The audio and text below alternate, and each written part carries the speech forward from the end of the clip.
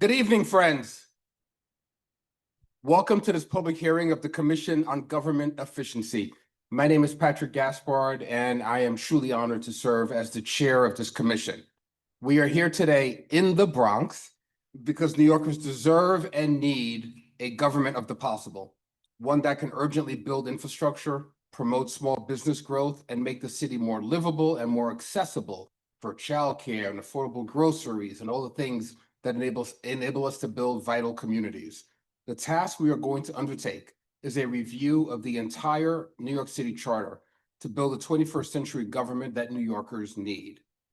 Please understand that only if voters agree to changes that are proposed by this commission based on your input will those changes then appear on the November ballot. And if they vote for them, then they will take on the full force of the law.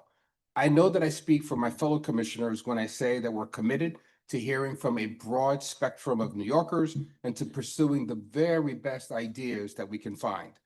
This hearing is just one of many public hearings which will be held across every borough of this city to hear from experts, community leaders, elected officials, and any member of the public who wishes to testify. Importantly, this is an independent, nonpartisan commission. In making our recommendations to city voters, we're bound only by our judgments and by our collective shared values. We'll pursue ideas irrespective of who proposed them and regardless of who supports them. Please join me in welcoming the 14 other commissioners who have joined me on this task. They're all exceptional New Yorkers who are giving up their time because they care so much about this city. Vice Chair Emma Wolf, Secretary Susan Kang, Henry Garrido, Kapil Longani, Ruth Messenger, Theodore Moore, Anna Oliveira, Dawn Pinnock, Carlina Rivera, Esther Rosario, Mark Shaw, who is joining us on the live stream, Kathy Wild, and absent this evening are Commissioners Marco Carrion and Barika Williams. Although, as I said, we will be considering the entire charter, the commission is looking in particular at the processes and procedures built into our charter that could be updated to deliver a more efficient government that will serve all New Yorkers with excellence. Today, we are principally focused on streamlining government for small businesses and community organizations. Small businesses and community organizations are, of course, the lifeblood of this city. They function as vital places in our neighborhoods to gather as the embodiment of our entrepreneurial dreams, as resources when we simply need something. You can't tell the story of New York without our small businesses. Yet too often, small businesses and community organizations interact with government in a way that pulls up barriers to their ambitions. We're here today because this commission wants to pull down those barriers, and we want to hear from you about the very best ideas based on your practices and your experiences of how we can streamline this government for all of our essential community partners. While challenges small businesses and community organizations encounter will be the focus of this hearing, I'll say yet again that testimony on any topic related to the charter is welcome, with an emphasis on related to the charter. Let me say a few words about how this meeting will move forward in how it's structured. We are, again, focused on small business and community organizations and the ideas that streamline and modernize them. And to that end, we are going to generally front load speakers focused on the theme, while still working to ensure that anyone who wishes to testify in anything else that's charter related has an opportunity to do so. But we're giving a advantage in order to those who are focused on the theme of the evening. For members of the public, we'll hear first from those who are attending in person, and then those who will be on queue virtually. Members who are testifying are asked to speak no longer than 3 minutes. This is important because we want to be able to get in as much testimony as possible, and everyone wants to be able to make tip-off for the Knicks game tonight. If you wish to testify virtually, we'll invite you to do so after the in-person testimony is complete. At that time, we'll ask you to raise your hands on the Zoom link, and we'll call you in that order. We'll do our best to get everyone in, but we are concluding this hearing by 8 p.m. Tonight. In the event that we don't hear from you in this evening, there are more opportunities to submit testimony. This is just one of many public hearings that we are organizing across the city. You can visit nyc.gov/COGE to find information about all of these hearings. You can also submit written testimony to the commission by completing the online form on the website. If you can't attend a hearing, each of the commission hearings will be public, live stream, recorded for posterity, and for real-time viewing. With that, I'd love to begin our testimony this evening. And I'd like to do that by first calling on those who are in queue. I'm waiting to get that up. One moment, please. All right. The first, we're going to ask everyone to testify in pairs. I'll call two names up. Both attendees should come to the table together. We'll take your information 3 minutes at a time, and then you'll receive questions from commissioners if they have questions. So the first two participants are Anedi Paniagua and Morjalina Rales, and please forgive me and correct me if I've mispronounced your names.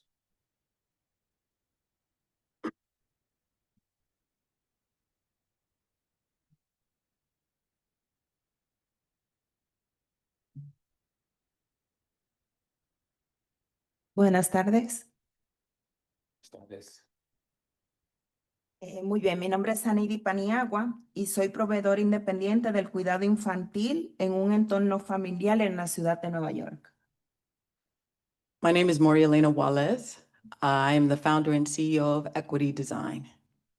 Muy bien, agradezco la oportunidad de compartir la realidad que enfrentamos muchos educadores independientes y las familias a las que servimos cada día.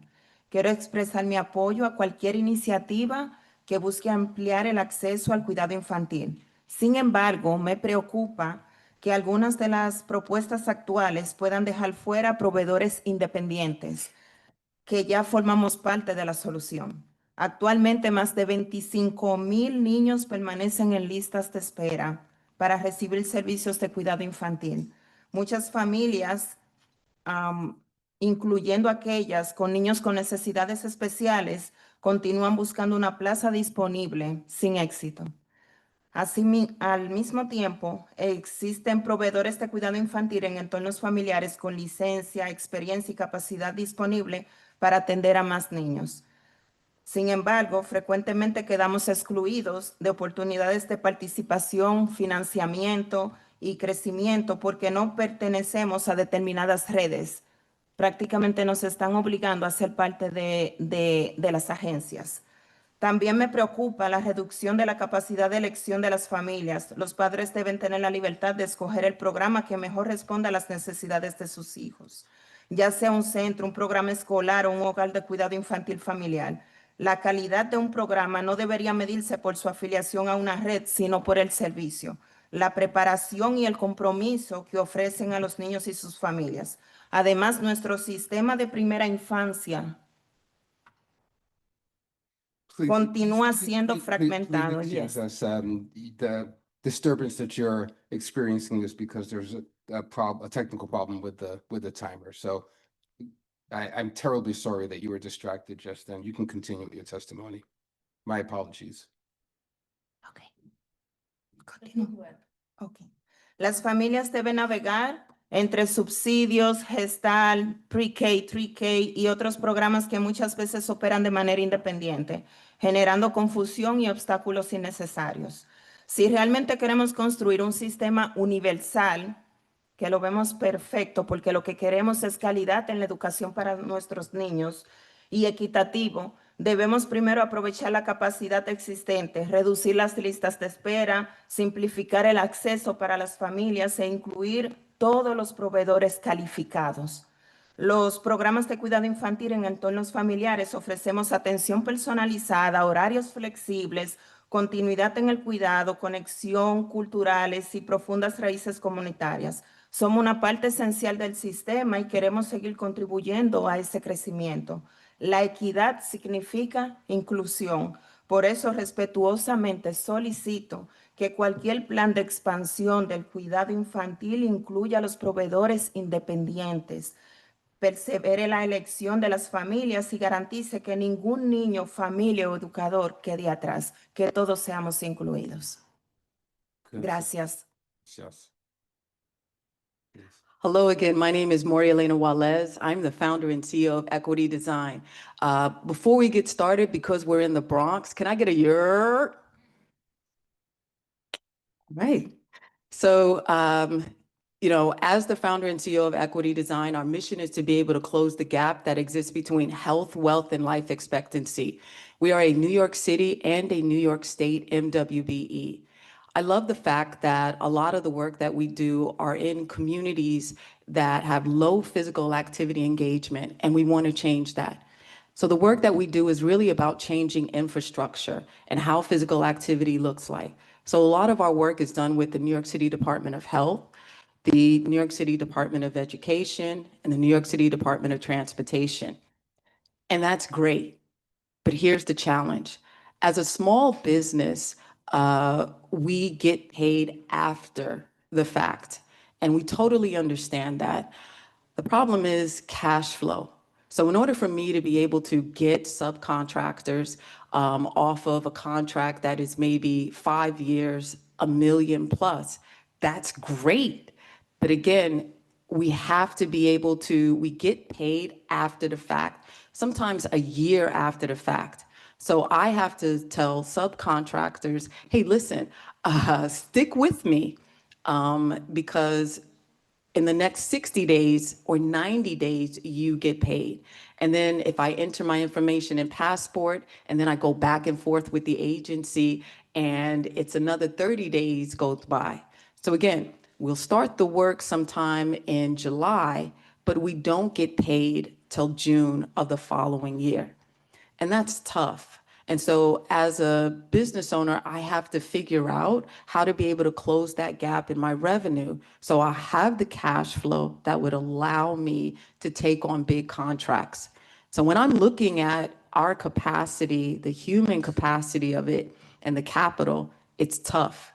But I know that Equity Design can do the work. So that's one challenge. The other challenge is, when we're thinking about MWBE as it relates to DOE, what we find is that we're able to get contracts of $25,000, and that's the cap. So then what happens is a lot of the work that we're doing is more than $25,000, but that's our cap. So one solution that I thought about was, well, what if we're a New York City MWB, a New York State MWB, we've been working with the DOE for X amount of years. If that cap for us gets increased, if we're able to prove that we're doing the work, then that's going to be able to help us. Again, I'm a social entrepreneur. Our basis is about community, and we want to be able to serve community and increase New York City's capacity to serve the smaller communities so that physical activity is accessible for all. You had time. Yes. Well done. Thank you for your testimony. Gracias por su testimonio. I wonder what questions my fellow commissioners may have, please. I was wondering if you can just expand on, it was great to hear about, how it affects you, but if you can expand a little bit on the effect on some of the subcontractors that you've worked with. Yeah, so, so for us, to be able to get a contract means that I'm able to employ others. And that's really the basis of extending economic opportunities. But for some of the contractors, they can't wait 30 days or 60 days. So I have to be able to tell the team members that are a part of Equity Design, if they say, they call me boss lady, hey, boss lady, can we get this? Can we get that? I'm like, no, because in my mind, I'm doing mental math gymnastics. And so sometimes we can't get those subcontractors because they need to get paid, and I get it. So we want to be able to increase our capacity so that this way we increase the community's capacity and really have healthier communities. So if we can close the gap in how and when we get paid, so that we can close the gap when our subcontractors get paid. Thank you both for your testimony. I do have a question for you, the founder of Equity Design. When you talk about the $25,000 cap that you specifically have with DOE contracts, my first question is this a contract that's designed as a do not exceed amount where that's really the limit of the contract? Or is it that because there are other expenses that you just encounter while conducting business, that you then exceed that amount? And are you afforded an opportunity then to go back to DOE, like through a new needs process or something like that, in order to be made whole? I wish. So it is, right, it cannot exceed $25,000. And so with the work that we do, we have to be able to budget to make sure that it doesn't exceed $24,999. And a lot of the work that we do is well beyond that because we're service-based. We're capacity builders. So sometimes we never say no to a school if they say, but we need you on site. We're like, no, we're capped at $24,999. So if that could somehow, I wish that we could go back and say, hey, can we revise this? And here's the evidence. But that's just not something that's given to us. Thank you. They suggested to you that that's the cap that the policy procurement board has put on the contracts, and that's why it's 25,000, because that's not in law. So it's said that for MWBEs, that the cap within each of these, so like we do Office of School Yeah. Youth Development and Safety and Youth Development, and they'll say we can only give you 25,000 equity design for this year, and that's it. We can go to another office, but a lot of our work is generated Yeah. basically in one office of DOE. If anybody knows, I think that's the policy procurement board, that they have to go and request, that the agency has to request support approval, but the state last year, Carlina, right? The state raised those limits for MWBEs. They're like over $500,000. Are you state certified MWBE Yes. as well as city? Yes. Didn't the state raise that cap? It wasn't news to us. When we work with DOE, they definitely say 25,000 is our cap. That sounds fixable without a charter amendment. Well, the other part of it is there's that and there's an MTAC. So they let us know, go for your MTAC, but that can take anywhere a year plus to be able to get that MTAC. That gives us 6 figures and 7-figure budgets. I don't know if this is a distinction between open contracts that are out for bid and no bid contracts, because there are caps of 24. Are you a no bid A contract? no bid contract. So right, Could yeah, be. so they don't have to, we don't have to That go must for be- bid. That must be, Susan's nailed it. Okay. Thank you for your testimony. I want to apologize to our first speaker. We have simultaneous translation that's available. And we intend right now to read your testimony into the record in English as well. And we should have done that as you were speaking. So my apologies. Yes, please. Oh, yeah. Yeah. Thank you. Thank you. Thank you.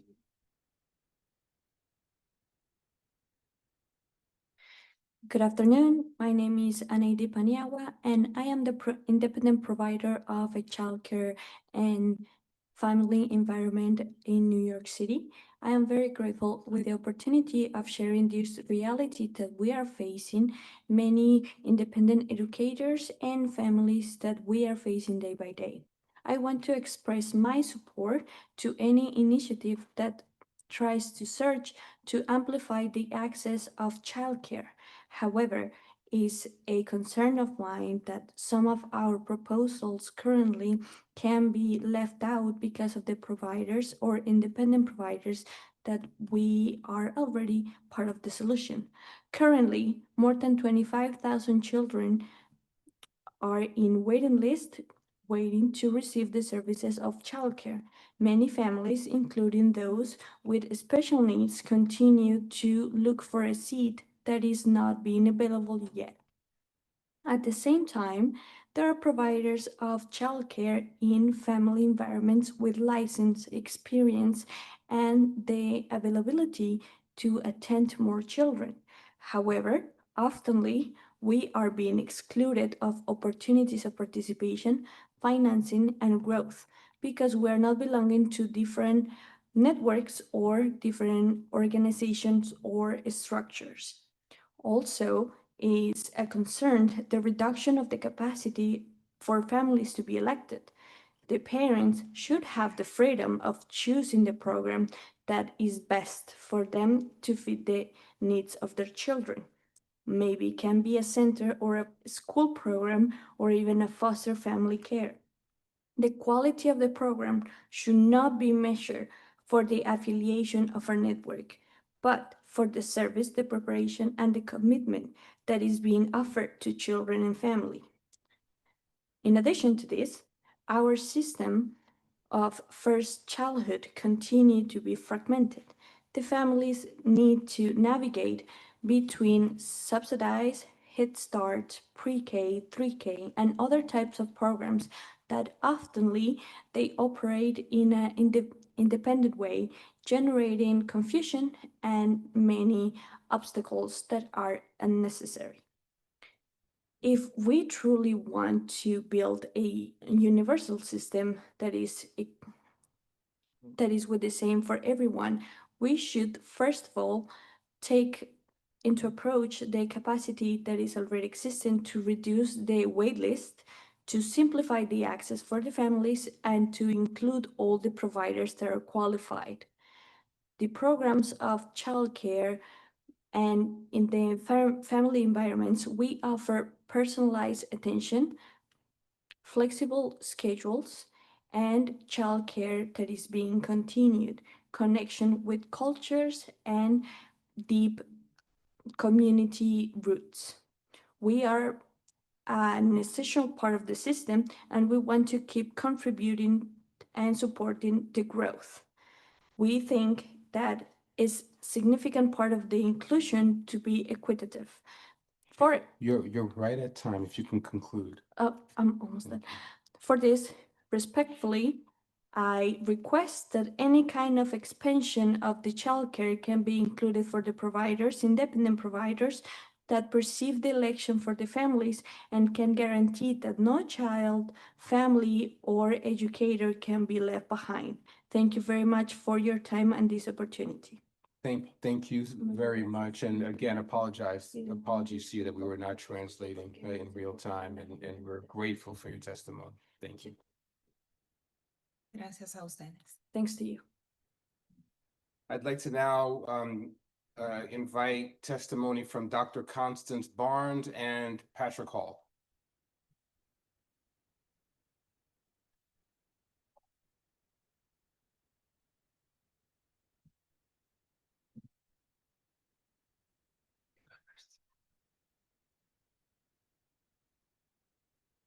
Please. Good afternoon, everyone. I'm Dr. Constance Barnes. I'm the founder of Unmask EDU LLC. It is an educational consulting company. I've been in business since 2018. I also am the chair of the Economic Development Committee for Community Board 8, but today I'm here representing myself as a community member. So when I think about small businesses and ways to support and also streamline processes, I would start with MWBE, that process. I went through it, and for some of us who live in New York City, you may have a landlord who does not give you a rental receipt. That was my situation. And so applying for the MWBE, it was a challenge, it was an obstacle, and I had to stop the process for that simple fact, even though I was paying rent. So that's one of the hurdles there. But a lot of it, again, is just paperwork, understanding and being able to find some of that really is an obstacle for our small businesses. When we talk about space, most of our small businesses, mom and pops, they are struggling when it comes to space, primarily because of the rent. In my community, I know that for 600 square feet, rent is approximately $10,000. That is a lot for a small business, especially a mom and pop bodega or something similar. And so if there are ways to, again, support those small businesses, and also thinking about the vacancies. We have a lot of vacancies in the Bronx, and I saw an article recently, we also have these vacancies in Brooklyn. So if we can do anything to help those businesses get access to those buildings, maybe a vacancy tax for landlords who are just holding businesses that could be utilized. We should also provide on-site community support. One of the best resources that I've experienced is the SBS Business Express Service Team. They will come out and they will support businesses so they don't get fined for some of the regulations that they don't even know about. However, there are approximately maybe a dozen of those for the entire city. That is not enough for all the businesses that we have and for the services that we offer. And also getting access to, most small businesses do not know about or cannot get to a lot of these resources. One, they're online, they don't have the technology to get online. And two, they're not aware, and I think my colleague back here also said, some of these things they don't even know about. So if there's a way that we could do more grassroots getting to the businesses versus asking them to travel across the borough, that would be extremely helpful. Thank you. Thank you, Dr. Please, Patrick. Oh, you don't want to ask questions? We will after both okay. of you have testified. Hi, good evening. My name is Patrick Hall, and my wife Christine and I own a small business called Lawn Flowers in Tribeca. It's a storefront business that has been serving New York since 1983. I like to start with that because for me, this is not theoretical. It's about payroll. It's about occupancy costs, whether that's rent or mortgage or property taxes or all three at the same time. It's insurance, both liability and health insurance. It's employees, it's in customers, it's suppliers, it's neighborhood life, all happening at the same time. And one thing that I've learned over the years is that small businesses are not a category. We are an ecosystem. A new business is different from a legacy business, and a restaurant is different from a flower shop, and a sole proprietor is different from a storefront with 20 employees. Yet too often, government creates one-size-fits-all solutions for small businesses that are anything but one-size-fits-all. And that leads to my main point. Listen before legislating. Before a new requirement is added, before a mandate is created, before a program is launched, bring in the people who will actually have to live with it. I don't think that small businesses owners lack any ideas. I think they lack time. Most of us do not have government affairs teams or policy staffs or consultants or lawyers reviewing every new regulation. We're just trying to keep the doors open. We're not asking for government to do our jobs for us. We're just asking government to understand the job that we're already doing. We're asking our government well, here's one idea that I would just like to share with that I think this commission should consider. And it's requiring a small business economic impact statement for every piece of legislation, every regulation, or major policy affecting businesses. Not just asking whether something helps the economy, but ask what it costs a privately owned, owner-operated small business in time, paperwork, compliance, risk, and money. Bring in the shop owners who are working behind the counter, managing payroll at night, and trying to figure out whether they can hire one more person. Give them a seat at the table.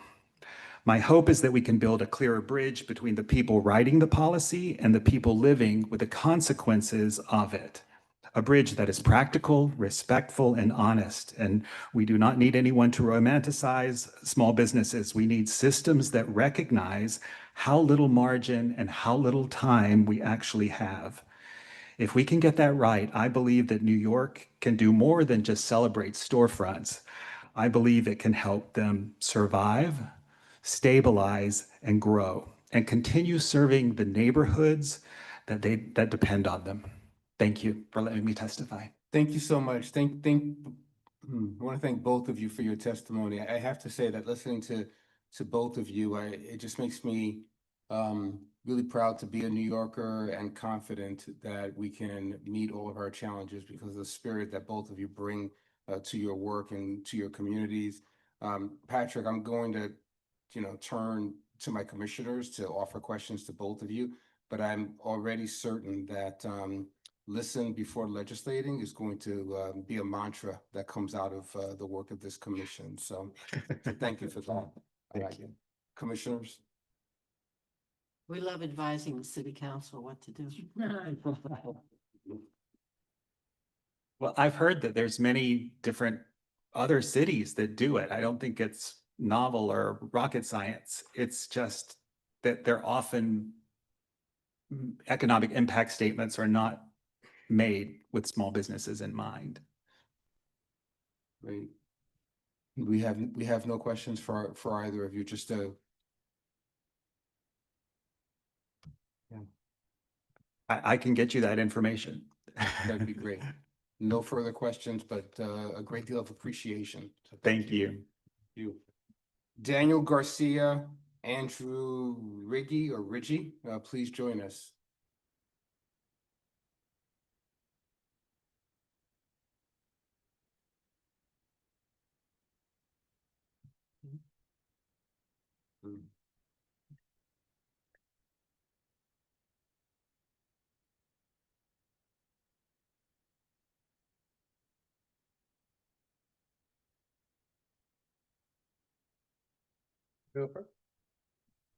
Hello, good evening.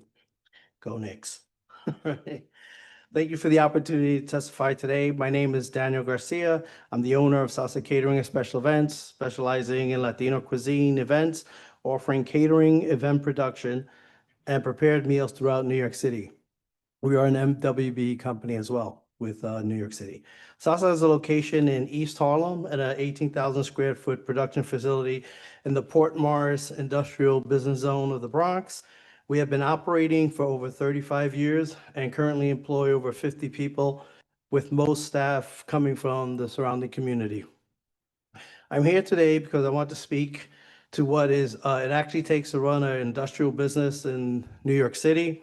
We manage a large production facility, coordinate daily deliveries, handle significant food inventory, and operate under strict health, safety, and licensing requirements. The margins are tight and the logistics are complex, but we love it. One of the biggest challenges we face is slow payment from the city agencies. When catering meals for the city agencies, we put out significant money upfront for food, staff, transportation, and equipment. When payments are delayed for months or even years, it creates a real cash flow crisis that can threaten whole operations like Salsa.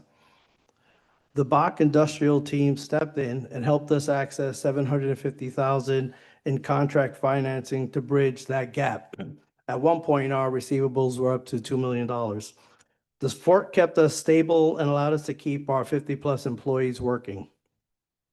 I want to thank COGE for including industrial businesses in this conversation. We are often overlooked in these forums, and it means a lot to have a chance to speak to the real challenges we face. At the same time, I want to be direct about something that concerns me deeply. The Industrial Business Service Provider Program, which funds the team at Bach, that helped us access that financing and has been in the corner every step of the way, is scheduled to be defunded and may not be there after next year. For businesses like mine, the program is not a nice to have, it's a lifeline. I hope the city will reconsider the decision, because without it, a lot of industrial businesses like Salsa in the Bronx and across New York City will be left to navigate these challenges on their own. Without the IBSP program and Bach network, I'm not sure where we would be today without them helping us fill that gap. Thank you.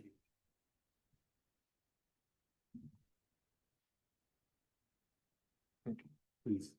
Good evening. My name is Andrew Riggi. I am the Executive Director of the New York City Hospitality Alliance. We represent thousands of bars, restaurants, and nightclubs across the 5 boroughs. First, thank you for your service. Let's go Knicks. I'm going to speak about something I hope and believe will be right up this commission's alley. It is removing the revocable consent requirement from the outdoor dining licensing process. Outdoor dining is essential. It is critical for restaurants around the city. During the pandemic, it was credited with saving 100,000 jobs. It supports small businesses, creates more vibrant streetscapes. And it's just been such an important component of the small business operations. As many of you may have heard, under the new Dining Out NYC program, while there are many positive changes, there's also many struggles, unfortunately. It is taking far, far too long for a restaurant to get an outdoor dining license, when the whole intent of the new program was to speed up the process, bring equity to it, and ensure that small businesses and neighborhoods across the 5 boroughs could have outdoor dining. It is now taking more than 6 months for a restaurant to get licensed to set up tables and chairs outside. A major, major reason for this is the revocable consent requirement. It wasn't always in the outdoor dining law. For years, it was just a license. Then over the years, there were some changes made. It was put into zoning, as well as the consent being added. One of the good things that changed under the new program was outdoor dining was removed from zoning restrictions. That has allowed and could allow many restaurants and neighborhoods that for years and years were restricted from having outdoor dining. And it wasn't until the pandemic we saw like, hey, there's a lot of neighborhoods here in the Bronx that never could have outdoor dining, that could, did, and was very successful. But now the new program has essentially, for various reasons, prohibited them, maybe not technically, but practically. By removing the revocable consent, you will speed up the process by months and months and months. A new restaurant opening up in the spring could actually get their outdoor dining by the spring or summer, not have to wait till the following year. Helps them employ people, generate tax revenue, and it's great marketing for a new small business when they're opening up. An existing business doesn't have to wait and can get it. Good news is both the administration as well as the city council, we believe, are very sympathetic to this issue. There's some disagreements on changing it, but it seems that what everyone is telling us in the law department is they believe that there needs to be a change to the city charter. And here we are. With 5 seconds left, I would urge you, please help put this forth to remove the revocable consent requirement from outdoor dining. Great for small businesses, great for jobs, great for the city. Thank you. We see what you did there. That was clever. That was just luck. Perfect, full circle. Thank you both for your testimony. Andrew, we all appreciate that during the pandemic, the liberalization of the outdoor dining regulations saved tens of thousands of jobs. No doubt about that whatsoever. I wonder if you have any data projecting the number of jobs that could be created through reformation of the current statute. It's hard to say exactly. I will say that at the peak of the pandemic, there's about 13,000 restaurants that had submitted, interest in having outdoor dining. Then that number dropped to about 8,000. Right now, depending on how you look at the numbers, maybe it's plummeted to maybe 2,000 restaurants. Before the pandemic, there was about 1,200 to 1,400 licensed sidewalk cafes. Again, now they're primarily located south of 96th Street in Manhattan. So I imagine it would be in the tens of thousands. It's hard to say. And the last thing I would just say, you can also remove the consent and keep the proper community review, agency review. You could also, by removing the consent, you could even reduce some additional fees that have been barriers. But I think it's probably in the tens of thousands with this change and some others. Understood. Thank you. Please, let's start at the very end with Carlina and make our way in this direction.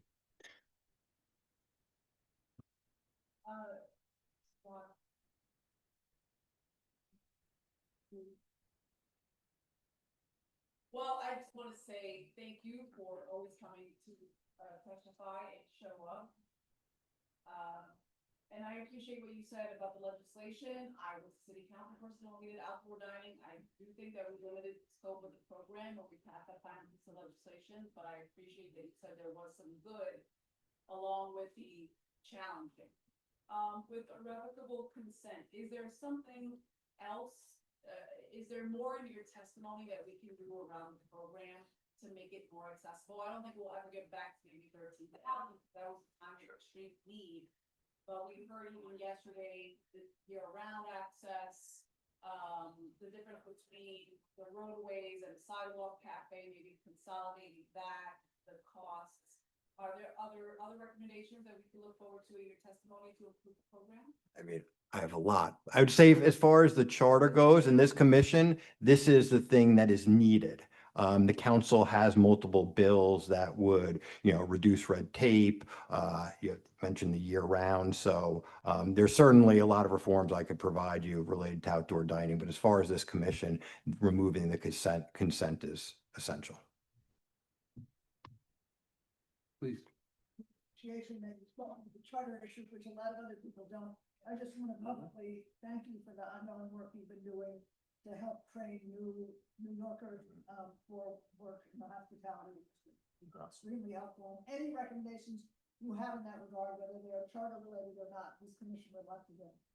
Well, thank you so much for your incredible work. And I think by expanding outdoor dining, this will actually allow more of those exact people you're mentioning get opportunities in the restaurant workforce and hopefully open their own restaurants one day.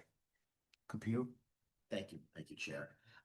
Is it correct? Do I understand that there are two processes, like for sidewalks and for roads? So if you have both,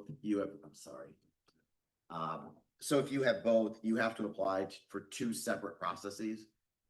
Correct. So pre-pandemic, there was only a sidewalk cafe license, and that was Department of Consumer Affairs and Worker Protection issued it. It was transferred to the Department of Transportation to administer the program. And because the roadway cafe license was novel, there was a program during the pandemic, but as far as the licensing scheme went, it became different. And actually, the two different licenses have slightly different processes that take different timeframes and some different standards, which can certainly confuse people and adds to the time. I was going to say, presumably, Yeah. adds to the overall process. Exactly, it does. Thank you. Thank you for your testimonies. Lots to consider here. Can I just ask one Oh, quick question? What is, what does irrevocable consent involve, and what would be the benefit or damage from removing it? So And why is it in the charter? well, the last point, that's a good question. We have argued that we don't believe if the council put it into the law, they could take it out. There's someone in the law department through multiple administrations that has disagreed. It was added by the council. I don't know exactly why, but it's a lengthy process that has multiple layers of review. It goes to the mayor's office of contracts. It goes through the comptroller's office. I'd say it probably adds about 3+ months. It's also why the consent fees are included, which is the per square footage fee. You could still charge for it, but it creates an overly complicated fee structure. But what's the supposed purpose of it? That it's on public space and it should be there because even though it's movable, I don't know, because newsstands did not have them for a long time. I believe at some point they were, but fruit and vegetable stands do not require the consent. Mobile vendors do not require consent. The outdoor dining is not a physical, it's a structure. The entrepreneur is applying to the city to give their consent for them to use public property. Correct. So there's certain other uses, like certain times planters require a consent. I'm not sure exactly who and why each consent was in the law, but it seems a bit inconsistent, and certainly movable tables and chairs could be allowed under a licensing process, not a But it's consent. not in the charter. I don't, we'll look into the minutia, and after being an expert because of my Google searching for 30 seconds, I do think, but also being able to remember, following this a bit, it's about the city retaining the right?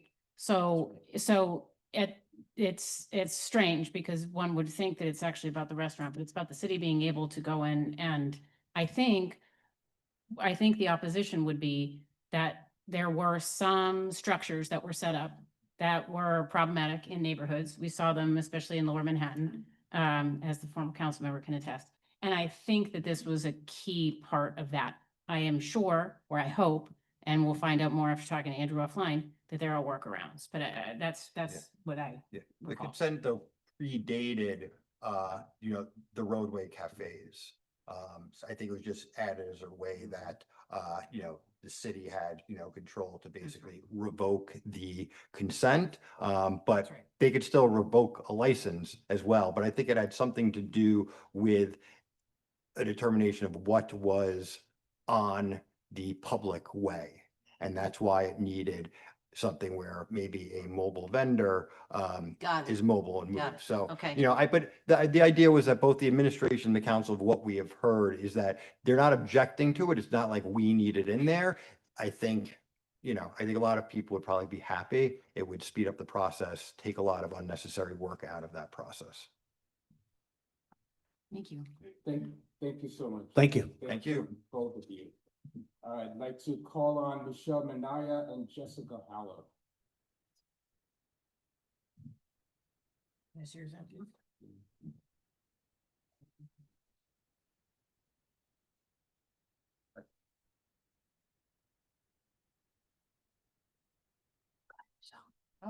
Hi, Thank you. my name is Michelle Minaya. I am a childcare provider family childcare provider for the last 5 years. I do have concerns about the new 2K and 3K program as was voiced before. I believe that this program is not inclusive to all childcare providers. There is only a few family childcare networks. I know that you have expanded on them, but they do force regular traditional childcare providers to join networks, which takes away from their independence to run their programs as they wish. Another thing is that the children that are not through networks no longer have access to ACS vouchers or HRA vouchers. They're being waitlisted. So families that have children that are under 2 years old no longer have childcare. And most of the families are dropping out of the childcare programs and they're being forced to leave their jobs. And there isn't anything that is being done for parents that have children under the age of 2. So that is a great concern for me. I also don't feel like there is enough capital or financing for childcare providers, as before financial institutions are not considered great businesses or stable businesses. They're considered more home-based business, and financial institutions are not loaning money to families that wish to expand into center-based programs and continue to grow. And that is all for me. Thank you. Hi. Good evening, and thank you all for the work that you're doing. I know you're all very busy, and it's good to see so many of you. My name is Jessica Haller. I'm a political consultant. I'm also a former candidate for public office, a member of the advisory board of Go Vote NYC, which is committed to nonpartisan activity to strengthen democracy in New York City. And my particular focus has been GOTV. I'm also the former executive director of the New Majority NYC. Through that work, focused on protecting democracy and increasing participation and expanding women's representation in government, which we achieved gender parity on the city council. And through third-party research of that work, we learned that reforms sometimes do work. And ranked choice voting was one of those reforms that had a major impact on the outcomes. I now work across the US on civic engagement, voter education, data-driven organizing, and efforts to strengthen voter turnout.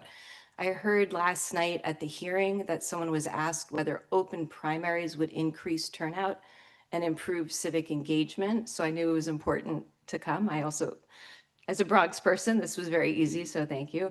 Based on my experience, the answer is yes. Open primary districts generally have twice the turnout that we do here. And since this is also an efficiency discussion, election processes are much more efficient.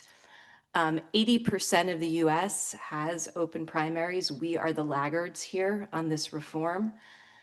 I work particularly in Detroit and St. Louis. When I am in New York, I have to say, in order to participate in democracy, you must do this. And this is register for this party, based on where you live by this date. It's always Valentine's Day, strangely enough, with these forms, no matter what, and track it and this and that and all sorts of stress. Baseline voter turnout in St. Louis, where I'm actually engaged right now to be working on their August primary, is twice that of what we generally see in New York City. Colleagues in other states are always surprised when I say this. Our closed primary system creates barriers to participation. This week, I spoke to a voter who doesn't want to identify anymore with the party he registered for, a young independent voter who can't engage, and a voter who doesn't understand why his party doesn't have the candidates he's seeing. Gen Z voters are least likely to register with a party.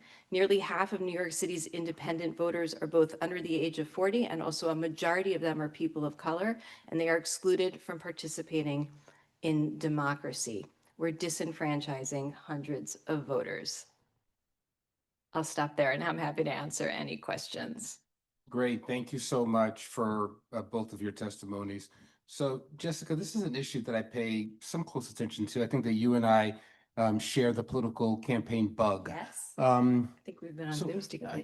I know that in 2024, there were, I believe, 7 ballot initiatives across 7 states for open primaries, and all 7 of them lost. What's your sense of why those were defeated and why they didn't attain popular political support in those states? And I know considerable sums were invested in those elections. The people who are showing up in closed primaries find it in their best interest to keep that voice. You're showing the people who show up in closed primaries are those, it's not full democracy, right? In Australia, they're financially penalized. It's something on their tax forms. Everyone has to vote, and they have like 80% turnout, and they have much better representation, or people feel more represented. I guess it's not in the best interests of folks with closed primaries to vote to pull that back. Even though coalitions that supported the open primary spent well over $100 million in those 7 states? I don't know. I'm not part of that. I don't know about that. I just, there's been a whole list of conversations. We worked with an organization called Represent Women, Fair Vote. And we worked with a whole bunch of organizations trying to figure out what is it that we can achieve gender parity, that we can lift voices of all sorts of different types of people. I've been working in Black churches in Detroit. I've been working with Jewish community in St. Louis. I mean, I've been poking around in all of these different places, and here it's really confusing. It's a really important question, and I appreciate the rigor that you bring to it. I think that some of the innovations that you mentioned in your testimony, like ranked choice voting, have really proven to be popular and impactful. And we all know that we have benefited from the progressive matching funds program that exists in New York. That's enabled us to really change the constitution, the composition of the elected class. So. And if we're focusing on efficiency, ranked choice voting is hard and complicated, and we have to spend money on teaching people about it. This is easier. This is easier. The other thing is I'm working on another Take Back the House initiative across the country. And one of the things that is weird about New York is people who are registered, you can't look at how people are registered around here to understand where we are, because in order to participate, you have to do this. And it doesn't, most of the country, it actually sort of nationally, it shows sentiment, but it doesn't affect local engagement. Well, thank you. Thanks. Commissioners, please. Ruth.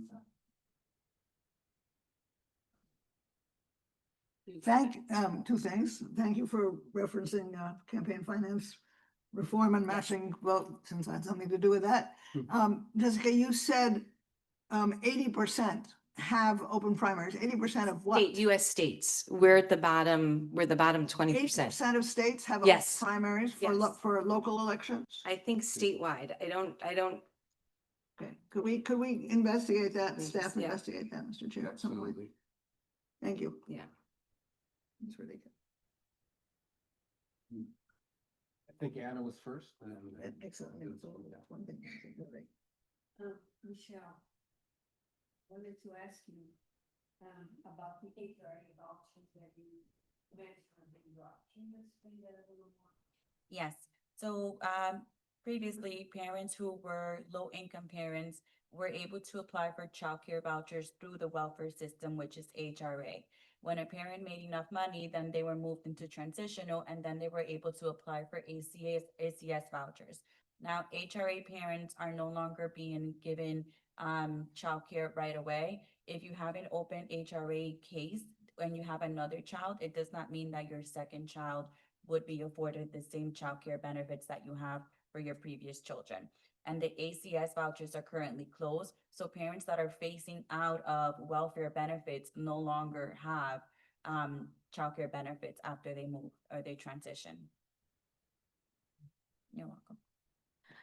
Thank you, Michelle. My question was also tied to the vouchers. Do you have a sense of the number of families impacted? Because I know that you also then connected that to individuals having to make the tough decision around no longer working in order to care for their Estimated around children. 60,000 families were dropped by the, are going to be dropped by the ACS voucher. What's happening with ACS now is that as they run out of funding, families are no longer getting their vouchers renewed. So this can happen anywhere throughout the year. You just no longer have childcare and there's no other options to go to. Okay, thank you so much. Thank you. Very quickly, for the independent childcare operations, are you impacted by the city regulations, buildings department, health department, et cetera? How much is that an obstacle? Are those requirements in terms of the physical facility? How important are those to your ability to function? Very important. We have to operate by the Department of Health. We're constantly being regulated. Now with the new administration, if we were to join a family childcare network, now we will also be administered by the childcare network. So that's oversight that we're going to have from different entities that we have to answer to. So on a traditional month, you can have over 5 different agencies visit you if you're part of a childcare network. And that's Department of Health, Department of Buildings, Yes, DSS. yes, Okay, thank you. you're welcome. Thank you for your testimony. I wanted to ask you, because you started your statement by indicating that you didn't believe universal childcare 2K, 3K would do what it's intended to do and would disenfranchise some programs, basically. And I'm wondering what operational fixes you would suggest, because to me, it's like throwing the baby with the bathwater, right? The fact that there's a tremendous need for childcare doesn't negate the fact that you could make the system better for folks to get access to that childcare. You know, I represent people who are on a waiting list and qualifying, right? So qualification is not the key unless you match it to a program, right? If you have to drive 25 miles to drop your child every day, it's not access, even though. So I wonder what you would suggest would be recommendations to make that easier. I think that the 2K program is a solution to certain parents that have the need. It is definitely a great program. However, it leaves out the parents who who have children that are under the ages of 2 years old. And it leaves out the parents who have children who visit. The 2K program is a full day program. However, not all parents are eligible for the 3K program and the pre-K program to have after school programs. So now they're being limited to childcare that is only until 2 p.m. And there's no government funding that covers childcare from 2 p.m. to a realistic time that is 6 p.m. So to add a 2K program, it relieves the parents that have 2-year-olds, but it does nothing for the parents that need after school for the 3 and 4-year-old, or for the parents that have infants under the age of 2.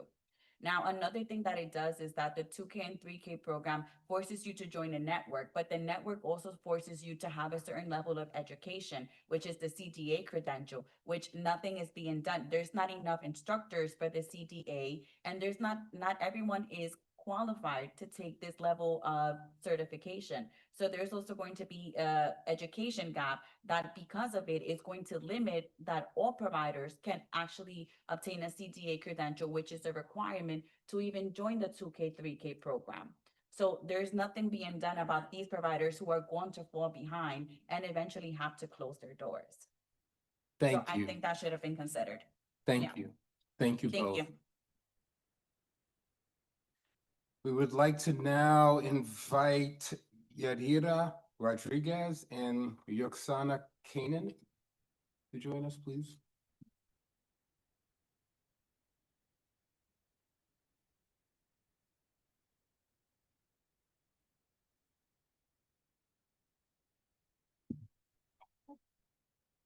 Good evening, everybody. My name is Yadira Rodriguez, and as a small business owner in the Bronx, I'm a construction consultant. I don't believe that we lack in opportunities. We lack in our challenges are a burden created by the New York City agencies, permitting fees, violation penalties, and the length approval process. The numerous agencies such as DOB. I'm terribly sorry. Can you hold one moment? I want to make sure that we're able to hear you. There's a little bit of a challenge. We good? We're good. Apologies. She will continue. No problem.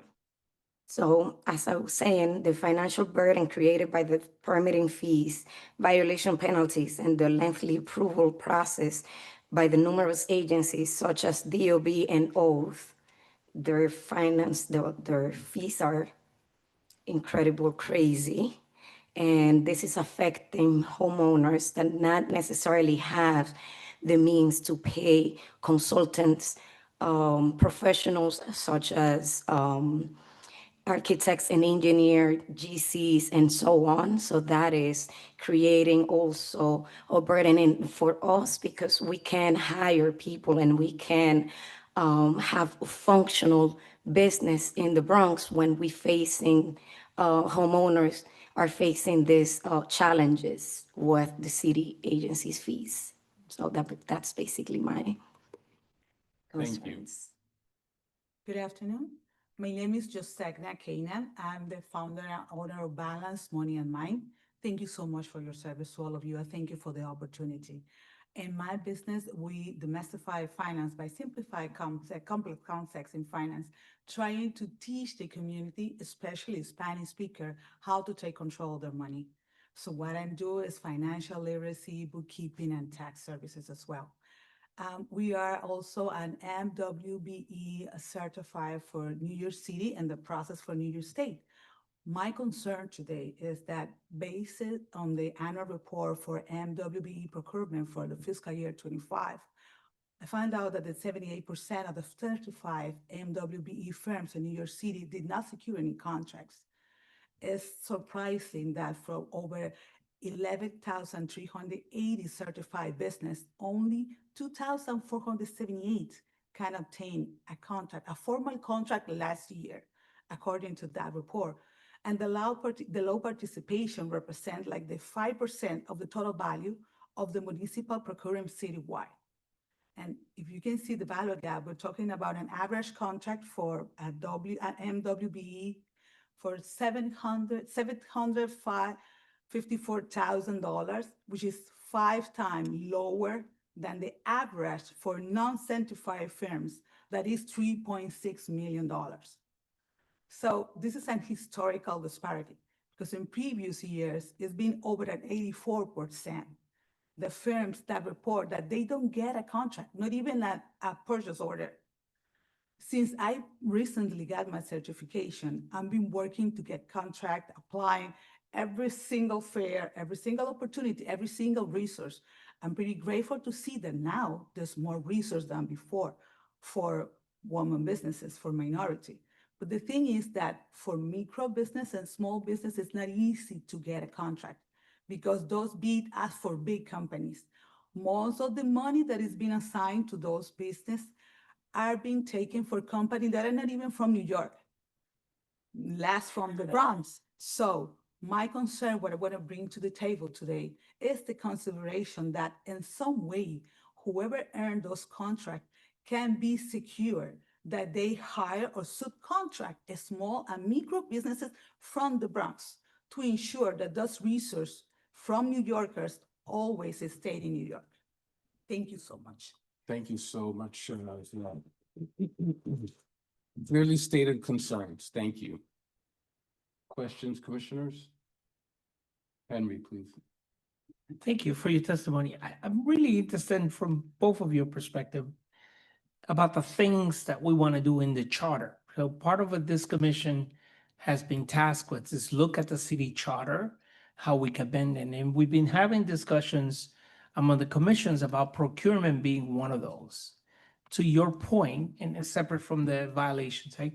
But to your point about main contractors and subcontractors, the contract procedure already allows for contractors to be subcontracted. But what we've been discussing, what I found, is the ability to access cash, to have capacity building, all that stuff that is required.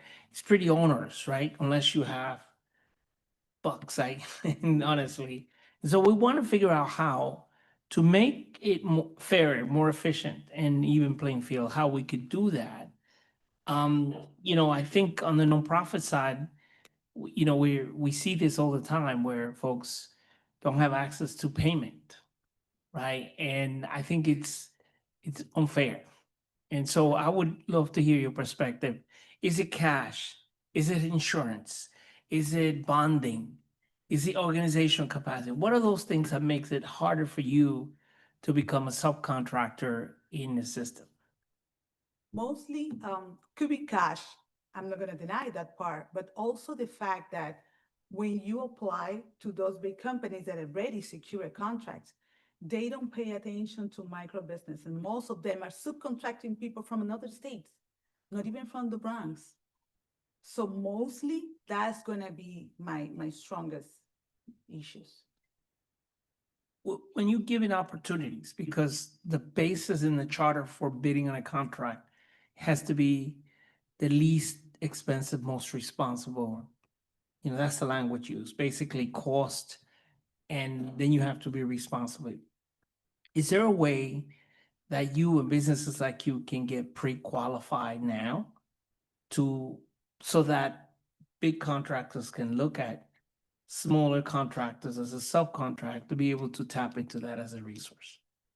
Well, right now, what I've been dealing with is actually looking for people who already got a contract and sending my capability statement with all my recommendation letters, trying to be hired from them. Because since the thing is that if you haven't had a contract previously, it's most likely that the city is not going to give you a contract. Especially if you're a micro business like me, they're not going to give you a big contract because for sure, I don't have the capacity to afford that kind of contract. So it's like a loop. I can grow, just I don't get a contract, but I don't get a contract because I'm not big enough. Very theoretical. Thank you. You're welcome.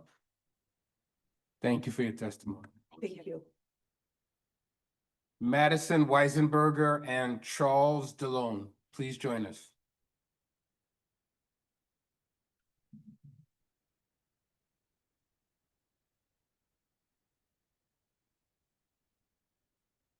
Thank you, Madison. Hey. Hello. All right, I think I'm just gonna read off of this. Thank you for giving me the ability to testify today. My name is Madison E. Weisenberger, but I go by Madison Ford on stage and screen. I'm an actress, director, and content creator. I moved to New York in December of last year, and I love every second of it. I love the direction New York City seems to be heading. So instead of talking about more train lines that are connecting to the city, dedicated highway bike paths, or putting different local New York comedians on SNL to host once a month as a public program, I need to bring up something even more important.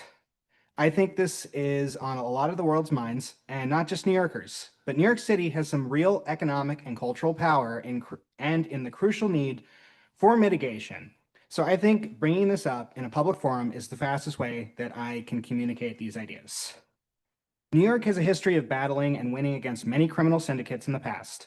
The latest one, and arguably the biggest threat to many institutions, including just global moral integrity and many nations' national security, I am talking about the crime of sex trafficking.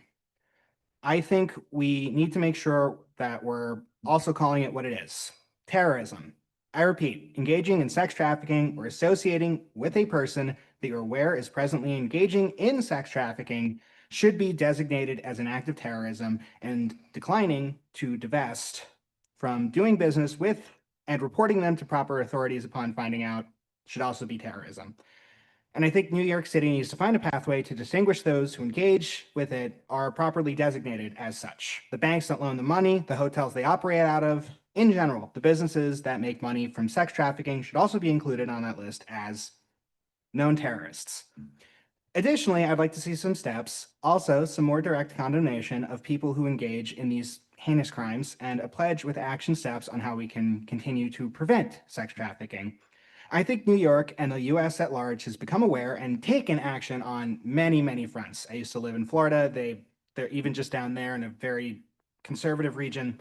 They were arresting people, and they were doing it, and I can see it here as well. But I just think being more visible with the progress and creating just more of like a culture of reporting it, I think would just be overall. I'm a person and not a lawmaker, but here are 3 of Maddie's ideas on how New York City can directly combat sex trafficking on a bigger level.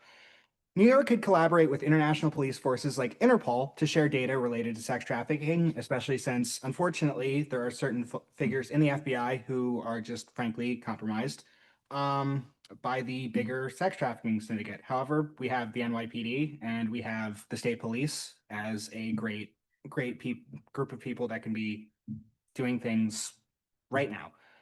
People associating with sex trafficking should be there should be a more visible database, who they are, who they're associated with. Like, You're at time, Max. Oh, I'm sorry. Okay. Thank you. Yeah, no worries. Go next. All right. Hello, thank you. Thank you for the opportunity for testifying. My name is Charles Lalone, and I work for Bach Network, and we serve as an industrial business service provider for the Bronx. We work directly with manufacturers, food producers, logistic companies, construction businesses, and other industrial firms across the borough's 5 industrial business zones, helping them access capital, navigate city programs, and stay in business in New York City. We appreciate COGE, including industrial businesses in this process. These firms are often left out of conversations like this one, even though they are the major source of quality, accessible jobs for working class New Yorkers and immigrants who are the backbone of communities here in the Bronx. Industrial businesses face unique challenges. They run warehouses, production floors, repair shops, they manage fleets, they receive daily deliveries, and must navigate multiple city agencies with little coordination between them. COGE's mandate to modernize the charter and remove bureaucratic barriers is directly relevant to them. We specifically asked COGE to consider streamlining permitting across agencies, strengthening protections for the IBZ-zoned land, improved infrastructure responsiveness in industrial corridors, and ensuring industrial businesses have a real seat at the table in economic development planning. We also need to raise something urgent. The Industrial Business Service Providing Program has been a crucial part of the city's industrial support infrastructure for nearly 40 years, and it is now scheduled to be defunded citywide. The IBSPs like Bach Network are the primary on-the-ground connection between industrial businesses and city government. Cutting this program would eliminate one of the few consistent voices for the industrial sector at exactly the moment when the commissions like COGE are being asked to make government work better for everyone. We hope the city reconsiders. The businesses we work with are not asking for special treatment. They're asking for the city government to work that works for them the same way it works for everyone else. COGE has a real opportunity to make this happen, and we look forward to staying engaged with the commission as the commission develops proposals. Thank you for letting me testify. Thank you both for your testimony. Commissioners? Y'all are doing such a good job, by the way. This is an awesome. Thank you. Crew. We appreciate it. Thank you. I think Henry has a question. Oh, I saw your hand. No, there are none. Thank you. Thank you. Thank you so much. Amadou Diallo and Pedro Suarez.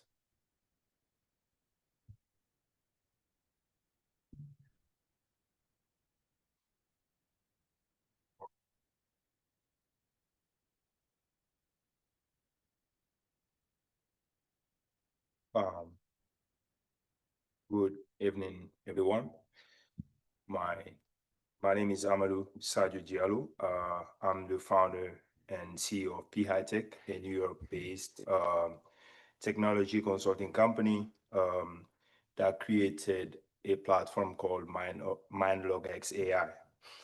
My background in mining industry exposed me to a challenge that exists across many sectors. So data fragmentation, critical information often spread across multiple systems, reports, spreadsheets, and IoT devices, making it difficult for organizations to make timely and informed decisions. That experience inspired us to build MindLogX AI, an open AI platform that helps organizations connect their data, predict equipment failures, improve maintenance planning, reduce risks, and make smarter decisions. While we started in mining and industrial operations, the same capabilities can help New York's construction, infrastructure, transportation, and public sectors become safer and more efficient, cost effective. Imagine bringing together data from sensor maintenance record, inspections, field operations into a single platform that can identify risks before they become failures. This can reduce downtime, improve safety, lower costs, and help organizations make use of resources, a better use of it. So what makes our approach unique is a commitment to open source technology. Unlike expensive proprietary systems often created vendor locked. So today we are proud to build a partnership with companies like IBM and AWS. These relationships validate the value of the solution. So however, I want to use time today to speak not only about my company, but about minority-owned immigrant businesses across the city. Despite having innovative ideas, strong work ethic, growing markets, and strategic partnership, one of the biggest challenges we continue to face is accessing funding and growth opportunities. Many entrepreneurs are ready to create jobs, attract investments, and solve real world problems in New York, but they often lack access to capital, pilot programs, and networks needed to scale. So New York has an incredible opportunity to unlock the potential of immigrants and minority entrepreneurs by creating more pathways to funding, public partnerships, and opportunities to test and deploy innovative solutions locally. So when You're at time, if you could just wrap up. Yeah. When small businesses succeed, New Yorkers benefit through job creation, economic growth, and stronger communities and better services. Thank you. Thank you. Hello, my name is Pedro Suarez. I'm the Executive Director of the Third Avenue Business Improvement District in the South Bronx, the oldest commercial district in the Bronx and one of the most highly trafficked business districts in the city. I have a lot to get through, so I'm going to do it quickly. So a few things. One, quality of life issues are extremely important to small businesses, even though that's not something that you typically think of. In the South Bronx, we have a huge number of issues, particularly with the opioid epidemic. One thing that I'll point you to is the 2023 Comptroller Report on the city's handling of the fair share legislation in terms of making sure that facilities related to shelters and substance abuse are evenly distributed across the 5 boroughs. The Bronx is overly saturated, and that is contributing to a lot of these issues. So I won't go into detail because I think that report really covers what is needed to have some accountability around fair share. The other thing I'll mention is that there should be an app or web account to consolidate all of the city's permitting and licensing for small businesses. These days, most businesses have a smartphone. Making that accessible to everyone in multiple languages is some low-hanging fruit. Public realm investments. We really need more programming in public spaces, particularly plazas. which often become quality of life issues. And so there needs to be greater investments there. With DOT, lighting and street renovations, it is unfortunate that it's usually on us to report issues. These fixtures belong to DOT. They should be responsible for checking and auditing them. There are too many instances in the Bronx where street lights are out for months and months, even after reporting them. There needs to be greater accountability around that, which contributes to public safety. Small Business Emergency Fund for natural disasters, fires, flood zones, and financial hardship. There currently is nothing of that sort in New York City. Insurance costs have skyrocketed, so revisiting ways to lower risk and mitigate costs for small businesses is important. Working with Con Edison to provide more robust small business supports as energy costs have risen. No business should go out of business for that. Streamlining contracting and reimbursement for organizations providing critical services. As a bid, we receive city funding. Registering a contract can take as long as 6 months to a year, and it's reimbursement based, so that's money that we have to spend that we're waiting on. Streamlining the city's MWB contracting process. Currently, businesses have to establish relationships with each agency to learn its protocols and procedures and navigate dozens of systems. Businesses should be able to navigate one system that is more transparent and user-friendly. I'll also say a stronger commitment to integrating entrepreneurship in high school and higher education as a career pathway. Often people have to navigate entrepreneurship on their own. And then also reasonable protections for small businesses as it pertains to commercial leases. It's something that needs to be revisited, at least for our legacy businesses. You're right at time, Pedro. That's it. Thank you. Commissioners, questions? Thank you so much for your testimony. All right, thank you. Jerry Hippolyte and Gregory Hernandez.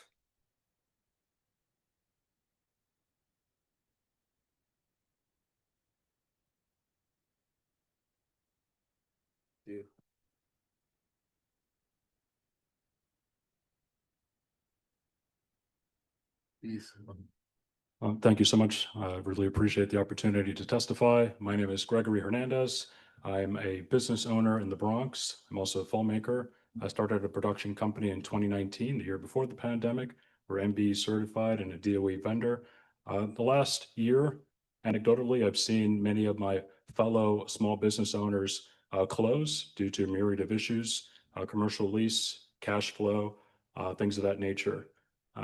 One of the major things that have been going on with my business is also AI, specifically in terms of competition. AI is a really great tool to help small businesses, but in the sense of creating content that we create, there's a huge concern, specifically dystopian in terms of filmmaking and also production. Specifically when it comes to contract and bidding, I want to essentially propose how can we regulate AI in the sense of training potentially procurement officers to make sure that content that is created during the bidding process is actually created by that particular individual or that business entity and not created by AI to essentially make sure the playing field is leveled. I've seen contractors specifically bidding on other MBE certified contracts, specifically using drone and aerial footage that is not created by them. So is there something where we can either legislate or regulate and inform and teach people how we can see what AI content is actually out there and being masqueraded or used as their own creation? And then secondly, I work with a lot of other small businesses, nonprofits, bids. I work with Pedro Suarez's bid. He's a current client of mine, and I agree fully on the sense of entrepreneurship. I've hired students in the Bronx as independent contractors and interns and temporary, but I've never hired an individual from the Bronx as a full-time employee. So secondly, I would like to discuss cash flow. It's been discussed about contracts. It's one thing to be eligible for a contract, but can you afford a contract to be able to wait X amount of months, 12 months to a year to get paid? And I think it's something where we need to really end solopreneurship. You shouldn't be running a business by yourself. If there's a way where we can have an infusion of funds for payroll to help us specifically businesses in good standing, let's say, 3-year tax returns that have worked with colleges, universities, and high schools as interns and had them as job sites, SYP, and show that we are in good standing. Perhaps there's something where we can get an infusion of funds to then pay a high school or college graduate or somebody who's completed a CTE program to work for my company, work for a small business. So that way we're not training each cycle new and new interns. We can have growth and essentially double the size of my business because I'm operating as the solopreneur. Thank you so much. Thank you. I want to thank you all. My name is Jerry Hippolyte. I'm the Chief of Staff and Head of Government Affairs at Housing Solutions of New York. Housing Solutions of New York is a Bronx-based nonprofit dedicated to ending homelessness. I'm here today to really not just speak to our work, where we have over 30 sites across the 5 boroughs, predominantly within the Bronx, serving over 7,000, I believe over 7,800 clients, including 1,100 children, really speaking to simply as a nonprofit, we sit in the gap between the government and community. And what that typically looks like, it really speaks to the breadth of this conversation. So I come with 3 recommendations. The first one is really strengthening the coordination across different city agencies. With Housing Solutions of New York, we deal with a lot of city agencies, and some of the things you might have heard are through line across different testimonies, whether it's DOB, FDNY, DOH. What tends to happen is we have different reporting systems, different platforms, different timelines, but many of them asking for the same information. That causes delays, it causes confusion, and it distracts from us doing the work, getting caught up in the bureaucracy as opposed to our service delivery. And so really strengthening one government so that where there can be shared integration and shared platforms so that we can reduce the redundancy of the work. The second recommendation really speaks to modernizing. I'm gonna be tactful in how I say this, modernizing our procurement and payment processes. I'm not gonna sit on the payment processes. I think that's been lifted enough, but I will speak on the procurement. First off, total shout outs to Passport. If anyone's in here has been in government, you already know Passport. I've been here long enough to know that mods didn't exist 10 years ago. So there's been a lot of improvement getting into the digital environment that we're in right now. But there are still barriers, whether it's accessing our contracts, registration needs, as well as timely payments. A lot of times what that looks like in real time for individuals like us who serve clients directly, we lose subcontractors. That's the short of it, right? And this is being able to provide workforce development, youth services, mental health. They can't wait as long as we can wait, and we're floating contracts. And so being able to modernize the system so that, going back to the first recommendation, we're not duplicating work. And then the last recommendation is the reducing the duplication of things. A lot of the different places that we submit are asking for the same thing, just in a different format. And so where there can be shared platforms, where we can have integration, I would say continued integration in Passport, it really allows us to move from the actual bureaucracy to the impact that we actually came into the job to do. So with that, I say thank you. That's pretty much it. Thank you both. We have a recurring theme here about integration and how we use technology to streamline the bureaucracy in ways that can pay real dividends for small business owners and community nonprofits. So appreciate your testimony. And I appreciate something that you just did. You recognized comments that have already been read into testimony by others, and you streamlined your own presentation and you went right at your chart of recommendations. Those of you who have yet to testify, please take advantage of the fact that you did not have to go first. Look at your testimony. 3 minutes may seem like a lengthy period of time. It's really not. I'd ask you to really think about the elevation of the powerful recommendations that you're making. You might actually want to start there and then move to the rest of your testimony. Might be helpful for you and for the commissioners as well. But thank you for your testimony. Questions, please. Yes, my question is for Jerry. So I know that you talked about Passport, so that was great. And you talked about modernization, and you gave the example of having visibility to see your subcontractors and having access to contracts. So is your recommendation that Passport be built upon because the foundation of the system is good and you want us to kind of just create more visibility? Like, what's the specific recommendation relating to modernization of Passport? You actually hit it in the head. to continue to build upon it. I think I think it works. Right now, if I had to use a very specific example of Passport, there's a lot of things that in Passport, there's a vault section, but that vault section doesn't connect back to your contract. So if you have multi-contracts, you still have to go to the vault versus whatever that one document, let's say it's a COI, can cut across the other contracts, assuming it's for the same site, but you have to continue to duplicate the same thing. Got it. So it's like it doesn't provide you with end-to-end functionality. Correct. Got it. Thank you.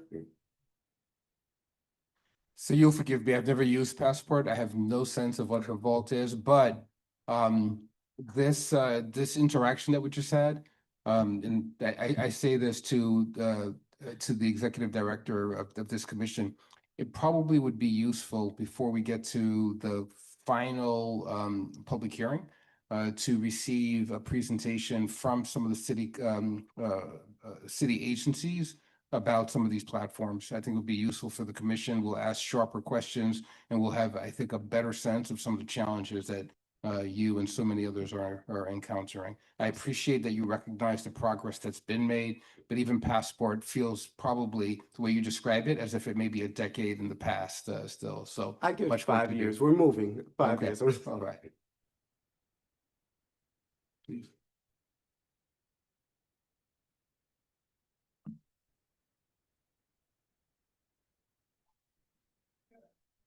Yes, that's what I meant.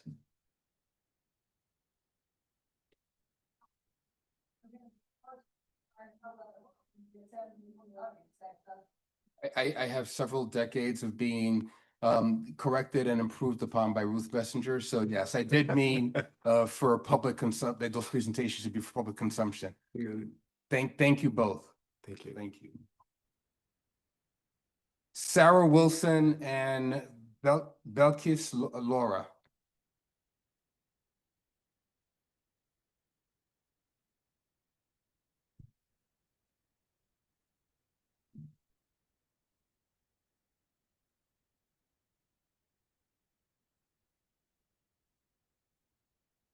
Thank you. Good evening, everyone. My name is Belkis Laura. I am a founder and I'm the CEO of business. The business we have is called Grand Slam. It's a banquet hall business.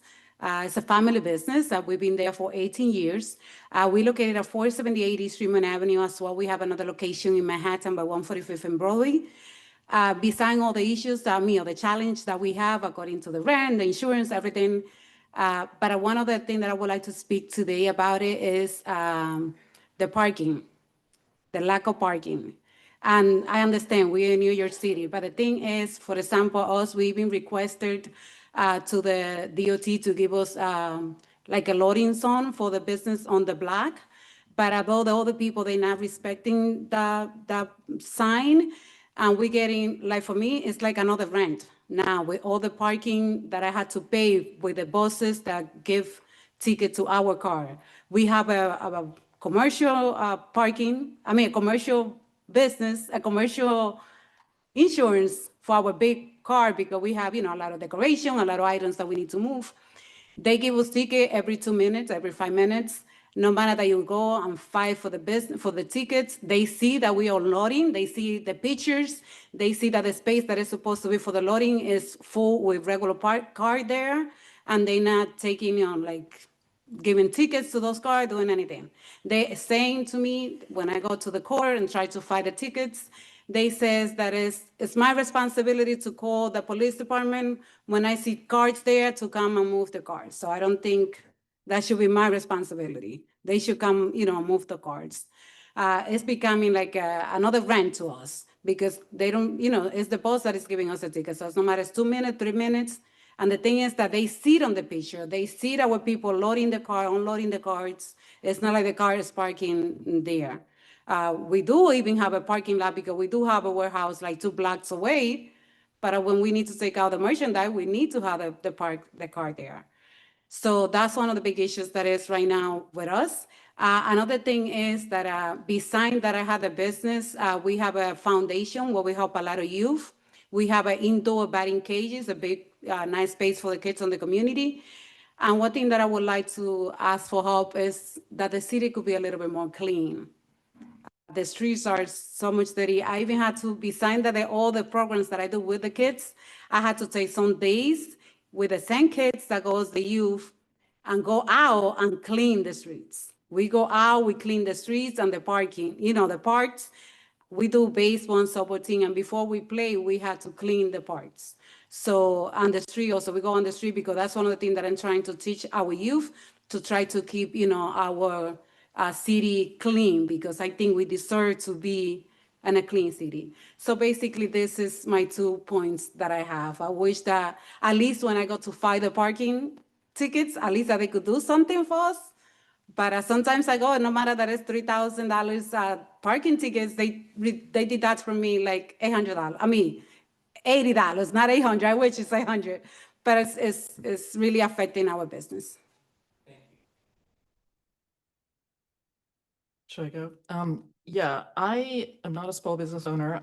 I want to actually speak about the foster care system. I'm a former foster parent, and I believe that ACS is extremely inefficient and ineffective as a city agency, and I think there's a huge human cost to the foster children who are the most vulnerable and amongst the most vulnerable and underserved New Yorkers, in my opinion. And so what I'm going to say is mostly, anecdotal, and I'm going to keep it just anecdotal and not very specific, but I do understand that 1 in 5 children that go into foster care come in under 1 year old. So I'm particularly concerned with the very youngest children, because also those very youngest children, often because of the way the court system works, they're there for 3 to 5 years from often coming in infancy.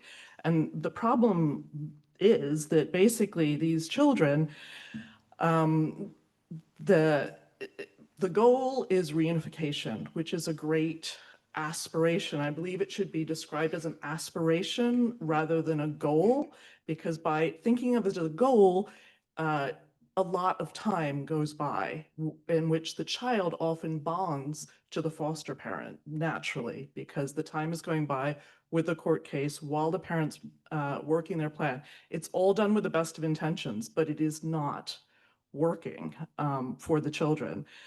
It's not child-centered at all. Everyone says it's child-centered, but that's the last thing that it is. It must be, it has to be. And what I would suggest in terms of policy is that there should be some kind of legal mechanism, given that it takes so long. So if a child comes into care, say before the age of 2, and stays in care for more than 2 years, there should be a legal mechanism to ensure visitation with that foster family. Just visitation, reunification is fine, and is ideal. It's just that this push for reunification at all costs, that is often harming children. I also think there should be research to determine how many children come back into the foster care system. Anecdotally, it's an awful lot. A lot of the reunifications break down and the foster parents are no longer available, so the kids come back into foster care and go on for years. It can be 9 years before they have permanency, and they're bouncing around different foster homes. This is incredibly inefficient. I mean, that's just off the top of my head, but because the case starts again. So the reunification breaks down after the kid's been there for 5 years. Maybe it breaks down after 2 years.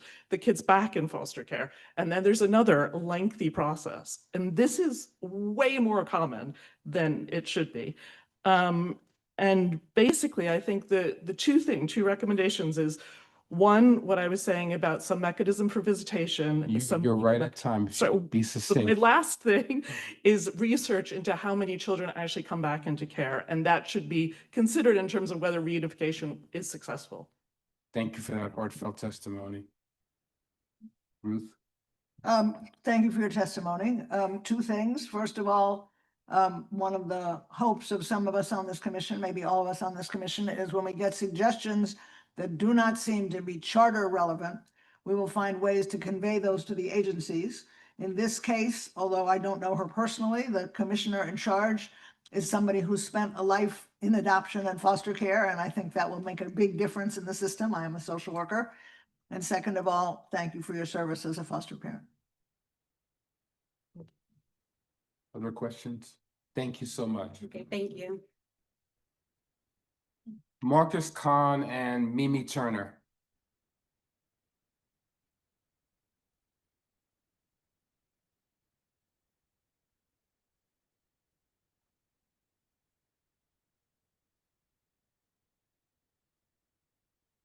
Do you want me to go first? Oh, I can go first. Sure, go ahead. Thank you, commissioners, for sparing us your evening, and thank you for everybody behind me for also doing the same. Thank you for the opportunity to testify today. My name is Marcus Kahn, and I'm a Bronx resident and a student of the Colin Powell School for Civic and Global Leadership at City College at CUNY. My observation of the inefficiencies of city government lie in the balance of long-term and short-term prevention of issues through funding. It is a delicate balance that's trying to be understood through the budget negotiations happening for the city right now. And while government officials want to stop issues affecting our communities immediately, it feels that long-term prevention is not being considered as disastrous as it really is. Systemic inequalities affect minorities across the 5 boroughs, and they need powerful and innovative ideas to be deconstructed and solved. And they aren't to be taken lightly. I believe that as a city, we're not looking to deconstruct the systems of the past that continue to force minorities in perpetual struggle and inequality. Imagine an older person falling in the shower. What the city does is give funding to hospitals to support them. And while that would be considered a short-term preventative measure, a long-term preventative measure would be putting shower mats in the shower so nobody ever falls again. So we need to stop the fall before it happens, or else we can't be surprised when we're in the hospital. Issues like gang violence or homelessness or bad grades are so strongly connected to housing insecurity and food insecurity. By waiting and waiting to solve those issues, the city becomes responsible for it existing in the first place. All of what I said needs to be considered when thinking about how to reduce spending in government, create long-term solutions to systemic racism, and to show up in the ways that New Yorkers need in our modernized world.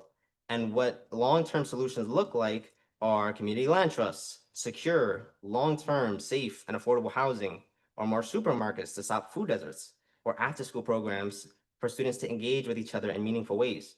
There are already people and groups doing the work. Groups like Mott Haven and Port Morris Community Land Trust, or legislation like COPA or Safe for Homes, are just some examples of those.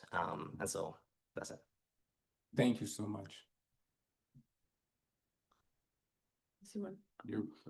Hi, thank you so much for the opportunity to present. My name is Mimi Turner, and I'm the Senior Small Business Advisor at Women's Housing and Economic Development Corporation, otherwise known as WEDCO.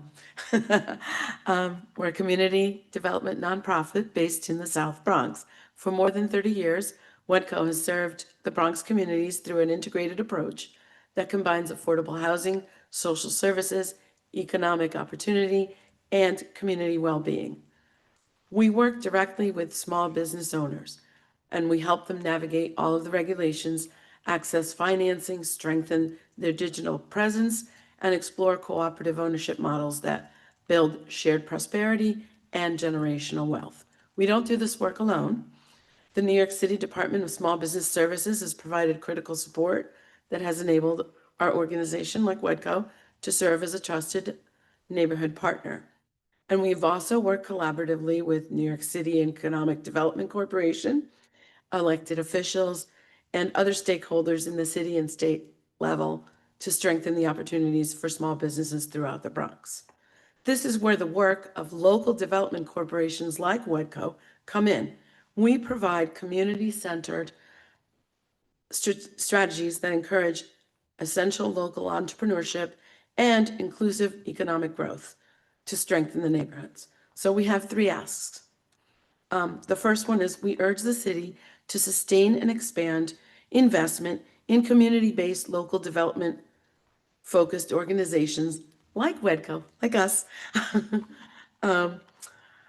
which serve trusted neighborhood partners day in and day out for small businesses. I work directly with small businesses on a daily basis, and access is difficult. There's a lot of hurdles from business licenses, awning licenses, commercial lease problems.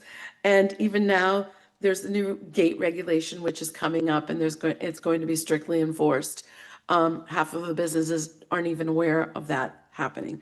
So the small businesses we support are crucial to our neighborhoods and are owned by women and or Black and brown people from all over the world. So we urge you that we need these services, and they're vital to ensuring that they access the information and the tools to keep their businesses open and generating local jobs. Our second ask is we call on the city to prioritize cooperative ownership models as an economic development strategy for small businesses, like succession planning and workforce development. The recent Bronx SEDS Economic Summit and the launch of the Bronx People's Federal Credit Union demonstrates exactly what community ownership can achieve in building wealth, financial well-being. You're at time. Oh, shoot. I have one more. If you can Okay, very quickly and the get- third ask evaluates food access initiatives, including the Fresh program. And we ask that future investments go beyond simply attracting operators. We need affordability, quality jobs, workforce development, local procurement, and pathways for local Great. ownership. Thank you. Thank you. Thank you both. Questions? Commissioners? Any questions? No. No questions. Thank you so All right. very much. Thank you so much. Sorry.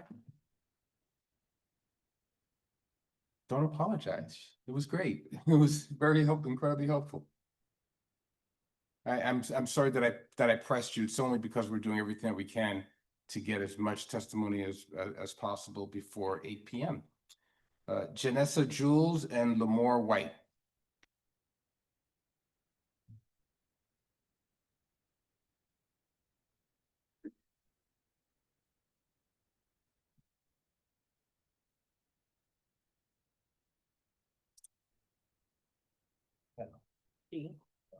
Sure, ladies first. 100%. Okay. Hello, commissioners. Thank you for taking the time out to hear from all of us. I really appreciate it. So over the last 13 years, I've worked in healthcare, real estate, nonprofit organizations, and technology. One thing that has consistently stood out to me was that no matter the industry. Can I ask you to just state your name for the record so that we're tracking the testimony? Will do. properly? So my name is Lamar White. I actually was gonna get to that part, but it's okay. My name is Lamar White. So no matter the industry, people often spend more time navigating systems than solving problems. I've seen patients and providers buried in administrative processes. I've seen community organizations spend valuable time on paperwork instead of helping people. I've seen entrepreneurs and small businesses struggle to navigate requirements that make it harder to bring good ideas to life. As I said before, my name is Lamar White. I'm a Bronx resident, a senior inpatient medical coder, a licensed real estate agent, a software developer, and the founder of the Quality Time Network, along with the Quality Time Network Foundation. And I mean, if you can't tell, I'm also Jamaican, clearly, because I have a million jobs, right? So So rather than simply complaining about these challenges, I've spent years building solutions. One of those solutions is a civic technology platform focused on helping communities connect people with resources and opportunities while reducing administrative barriers and increasing transparency. Listening to this commission's work tonight and hearing the discussions around reviewing the city's charter to reduce bureaucracy and improve government efficiency, it sounds like we're all trying to solve the same problem, which is helping systems work better for people that they're supposed to serve. So my question is this: for residents, community organizers, and small businesses, local innovators, etc., who have already built potential solutions to these challenges, what is the best path to connect with the right city stakeholders and explore pilot programs that could eventually inform policy and improve how services are delivered across New York City? And are there opportunities through this charter review process to create clearer pathways for those solutions to be evaluated, tested, and implemented? Thank you. Hi, my name is Janessa Jules. I'm a small business owner here in the South Bronx and also an analyst. And one of the things that I wanted to bring forth to you guys about driving efficiency is kind of doing an audit of all of the New York City government websites. So I think that is one of the hugest issues that many residents and federal work or government workers face, trying to navigate that system because there's such a dense web of different sites that we don't really know I'm what. sorry, I'm not confident that your microphone is turned on. Oh, Could you push the button? is that better? There, thank you. Okay, Yes, sorry, thank you. I was just too far. Apologies. All right, should I start over? You got me. All right, how am I for time? All right, okay, all right, no worries. Okay, so basically, there's a really dense web of all these different sites that the whole of New York City is working off of. And I think that there are redundant sites, there are dead links. Sometimes you get to a site and then the contact information isn't right, or you try and call a number and it's out of service. And that ends up causing more pressure on like 311 and all the governmental workers. Imagine you are about to lose your housing and you're trying to find resources to help you navigate that process. And you get to a list, or you go all the way to the Bronx courthouse and you get their information, and every single number on that list is out of service, right? How frustrating is that? So I think doing an audit of all of the different agencies and department sites could be something that would be a low-cost way to address that issue. And it would also end up costing less because it would require fewer man hours to answer all of the many questions that come up and the calls that come through 311 every single day. And then as a small business owner operating in the cannabis space, trying to get off the ground has been super long, super expensive, super stressful. And then you finally start getting ready to go to market. And then you have one more hurdle, which is you have to go through a delivery entity, like a distributor. And that makes sense if you are doing thousands and thousands, of units of products. But when you're small and you're just getting started, that's just another expense that you have to add to the toll. So I would love an exemption, just being completely honest, plugging for myself. And then another thing, final point, piggybacking off of what one of the individuals was speaking about earlier with automatic voter registration and the low voter turnout that we experience here in New York City. We're not going to get AVR in New York City, obviously, but one of the things that I think is amazing about New York City is that you are allowed to register, or New York State, you're allowed to register to vote online. I think it's more so an issue of communication, that people just don't know that this is part of the process, and not so much that people don't want to register to vote. Like, how can you make it easier for the many extremely busy people of New York City to gain access to that? And keeping that in mind, the marketing push should be, why should you care about voting? And the personal is political. And those are my points. Thank you so much for those excellent points. Thank you. Commissioners? Questions? Quick question, Chair. Have you looked at the SBS website recently? I know when we were in City Hall, there was a lot of effort to modernize the SBS website and make, especially in the aftermath of COVID or during COVID. Has that website in particular, the problems you identified, dead links, confusing website, duplication, is the SBS website and sort of an example of that? About small businesses. I'm gonna be honest, I haven't looked at it terribly recently. But when I've used it, I haven't had many issues with it. The SBS has like a little chunk of it that's been helpful for cannabis businesses, and they've been fairly responsive. But I think overall, the rest of it has been kind of all over the place. Also, if you guys are looking for a transformation analyst to help out with efficiency, holla at your girl. But that is all. I have to say that self-advocacy and the hustle is required to get your New York passport. So we appreciate you. Thank you both. Have a good night. Maria Yaneli Melendez Peralta and Mamadou Salou Diallo.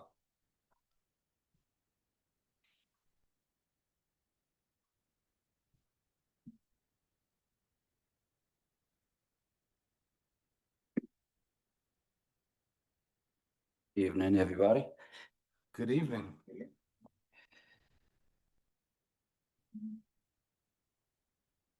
Right, my name is Mamadou Saliu Diallo. I'm the president of the Guinean community in New York. It's a nonprofit organization that stands to advocate for Guineans living within the state of New York.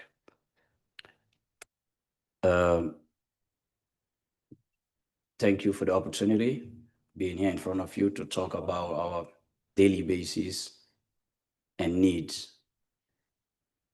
My community here, especially in the Bronx,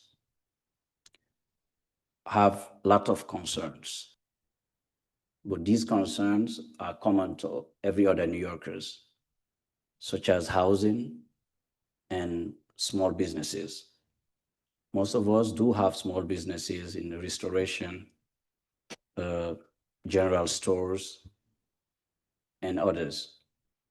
But we do have concerns about fundings or getting opportunities of securing investments.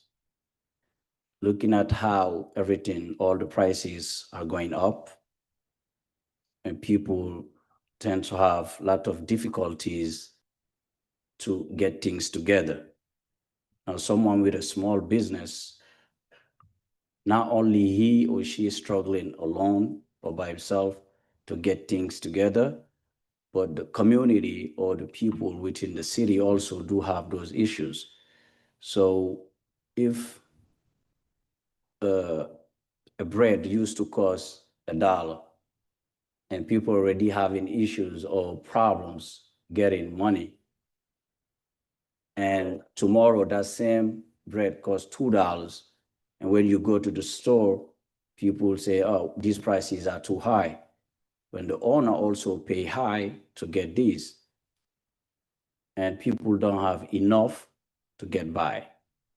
So most of us who have those small businesses are really, really struggling. And the access to funding, I might say, is very limited to us. I really, asking you to consider that aspect. And also an example that really came to the table during this migration that recently happened. Most of our people were in shelters, and many concerns that came back to us was, for example, on the food side, the food that they were getting, they were not used to it. We do have business owners that do have restaurants, and we do try to get some of those contracts so that we can deliver food in these shelters. Mamadou, you're at the end of your time. Okay. And it wasn't that possible. So we really want you guys to really take a look at those aspects so that we can have the same equal opportunities as others. Thank you. Thank you. Questions, commissioners? Thank you so much for your testimony. I will assume that Ms. Peralta is no longer with us. And so I will invite Sadio Ba and Anissa Wahid to join us.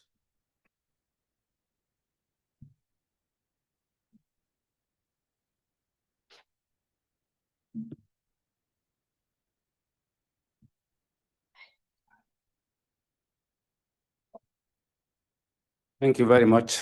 My name is Ba Sajo. I'm the broker owner of Bar Real Estate. Thank you for the opportunity to testify here today. What is concerning me very much is not me alone, it's a general for all the people that I do business with. I own a small business named City Builder Development Corporation. And I also own the real estate company named Bar Real Estate. So what I do, and one part is to buy, fix, and flip. What is consuming the biggest, when we apply for a permit to renovate a property, we make the plan, we submit it, and the plan examiner look at it, and make an objection. So we come back we correct all the objections that the examiner brings to the table. When we come back to meet the plan examiner next time, and they come with another objection. So why don't you tell me what you need, and one time when I submit it to you, you don't have to make me go back and forth. Why? Tell me one time. But if you tell me what you need and I bring it, so why you have to come back with another things and you tell me this wrong? In the meantime, we take a hard money loan from private money lender. We pay a 12% interest rate. We have a 6-month loan. So every single day our money is shrinking. The little profit we make by the time we finish one small application to upgrade bathroom or to renew a property, by the time we get this plan approved, we already pay hard money lender all the profit. Why? We don't ask the city to help us to get money out of your pocket to give it to us, but we ask you to talk to your people who are working for the city to consider a small business people. Give us one objection. When we feel what is that objection, and then give us approval so we can go do our work. Number one. Number two, we buy a destructive property that is in a mess. When we finish fixing this property, we have sometimes we have a violation, HPD violation with no heat and hot water.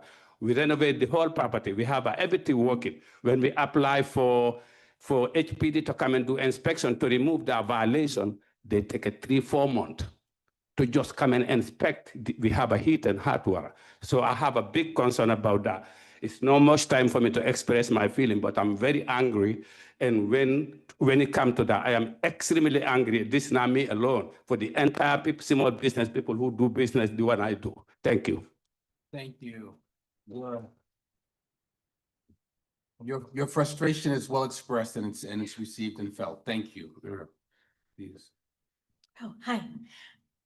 Sorry, that was really good. Thank you.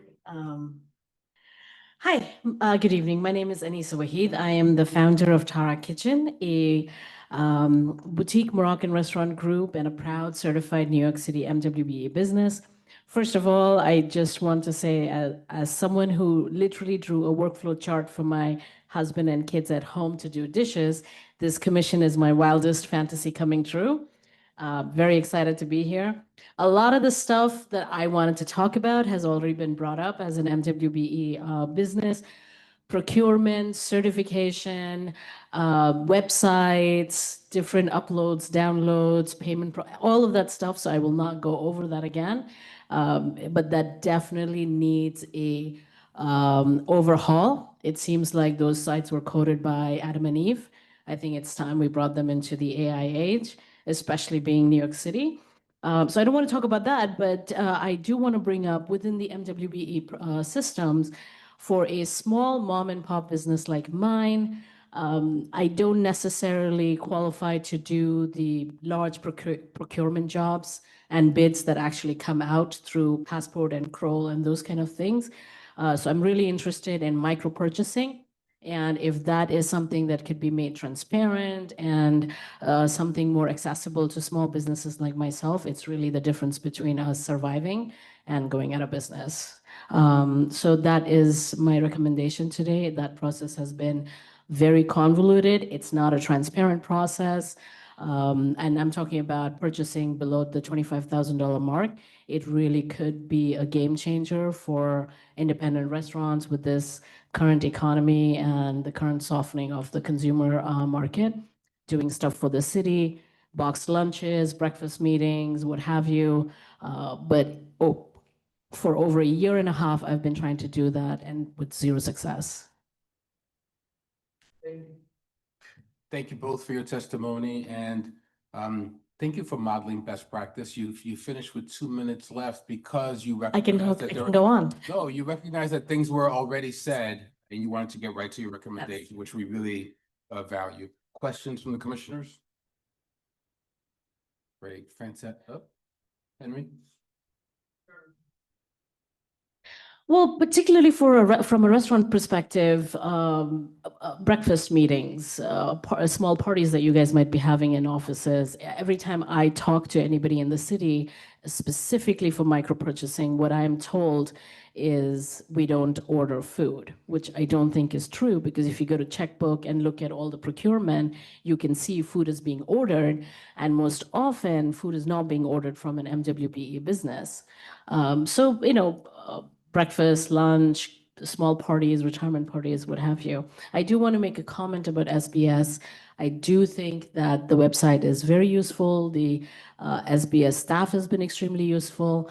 I use them so often, they made me their poster child. So I do think that, SBS has been doing a wonderful job. There's a program I might refer you to. Okay. It's in the mayor's office contract, so we could talk later. Amazing. And visit the restaurant. Solving problems. Yes, and please, everybody visit the restaurant. We're walking distance from City Hall.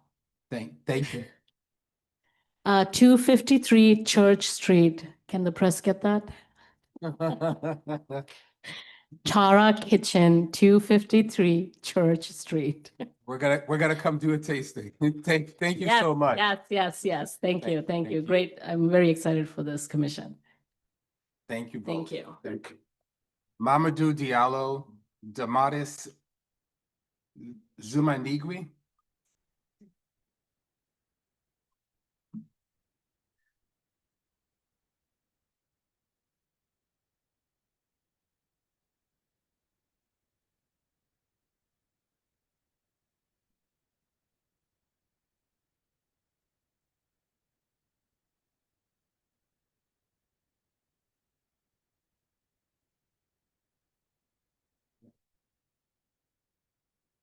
Good afternoon. Hi, my name is Damaris Zumanigi, and I'm the founder of Neighbor First Group. At Neighbor First Group, we help small businesses get funding. But my concern today is to bring out the SBA loan, how the city can help small businesses get those loans very easily. I cannot say easily, but it's very hard for small businesses to get that now, because I have a lot of people who apply for funding, but they all ask for SBA, which I offer SBA, but the problem is SBA loan, the problem is when we apply is already denied or declined, 50%. The average of people who get those funding now is very low. And the people who ask for it is very high demand.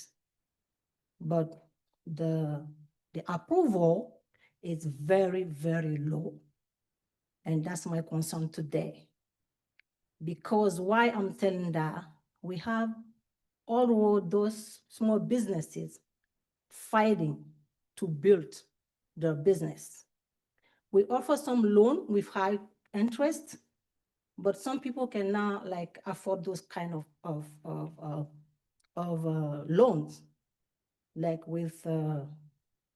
with banks, the regular banks. They're gonna charge you more than 20 to 25%, and those small businesses cannot afford that one.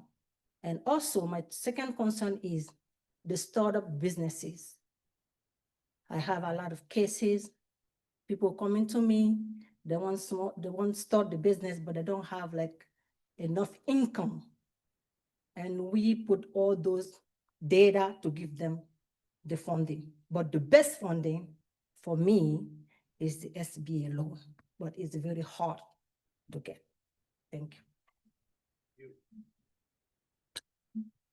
Hi, everyone. My name is Mamadou Diallo. I'm not a business owner, but I'm Director Deputy of the Guinea USA Chamber of Commerce right here. And first, we would like to thank the New York City Mayor Office Organization to important meeting and giving small business owner to opportunities to share their experiences and concerns. The Guinea USA Chamber of Commerce is a no-profit business organization dedicated to promoting, supporting, and connecting Guinean entrepreneurs and professionals living in the New York and across the United States. Today, I have only 3 questions because I'm not a business owner. The first question I'm gonna give is, what specific program does New York City current offer to help immigrant-owned small business grow and succeed? And the second question is, how can small business owner access grants, low-interest loans, or financial assistance program provided by the city? And the 3 questions I have, because my organization needs this very important for that. The 3 questions is, what support is available for entrepreneurs who face language when navigate government services? And the last question is, are there programs that help small business obtain city contract procurement opportunities? This is my question to give you. Thank you so much for that. Thank you so much. And we will have the staff of the commission follow up with you on the side of this meeting on your questions. Yes, those programs do exist. Okay. And they'll be able to give you the direction that you are seeking. Okay. Any questions from our commissioners? Just, I was going to ask whether or not you're familiar with Grameen Bank, which is a source of micro lending, and then they have secondary tier lending. They're a nonprofit. No. Grameen. Grameen Bank, right? It's GRAMEEN. And if you Google them, you'll find that, speaking to their New York City office, they do a large volume of loans, micro business loans. Micro businesses. Okay, thank you. Thank you so much. They're a for that. nonprofit. They're not a real bank. Okay, thank you for the information. Yeah. Thank you. Okay. Thank you both. Thank you so much. I appreciate that. I'd like to please call on Glenny Payano. And Glenny, I see a note here in your application to testify that you are primarily a Spanish speaker. So I would like to ask the translator to come and join you. Thank you.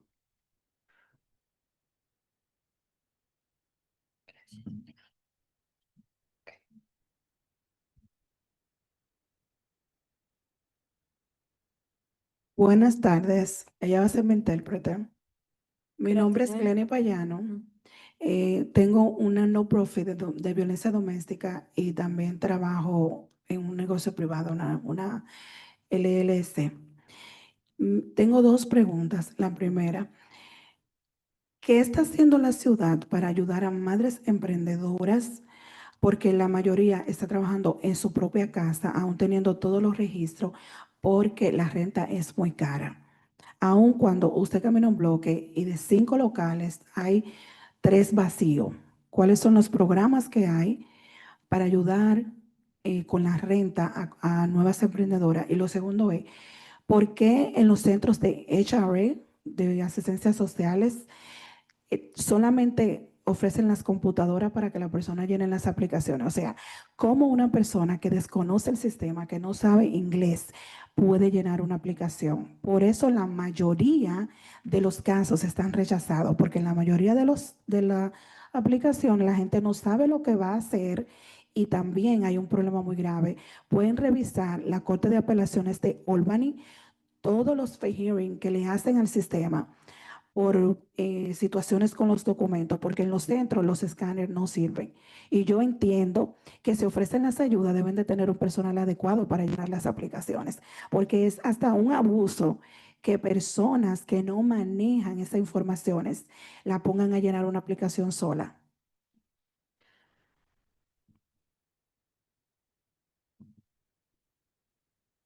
So, good afternoon. My name is Glenn Payano. I am the CEO of a nonprofit for domestic violence, and an LLC. So I have two questions for you. First of all, is what is the city doing to help moms that they have to have their own business inside of their home without any kind of license because they cannot pay rent since rent is too expensive for a local business. So for example, if you see 5 businesses in one block, you will find that 3 of them are empty. So what kind of programs are available for families and moms that can actually place their own business that are not at their house without getting a ticket? The second question is about a HRA or social assistance. What are they doing? Why are they giving a computer for other people, pretending for the other people to know how to register when they cannot even read English or they are not involved with the system? The majority of the cases are being rejected because the scanners are not working or the documents. So there are big problems and big concerns. Also, if you see the Albany pre-hearing, it has a large volume of rejected cases and stuff because the scanner is not working and has trouble with the documents. I think it is an abuse that is given to people for them to assume that they can use the system and fill out applications without any kind of help and do it by themselves in another language.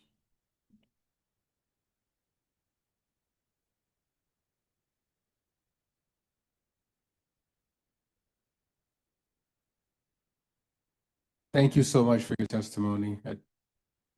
I'd like to turn to the commissioners to see if any of them have questions for you.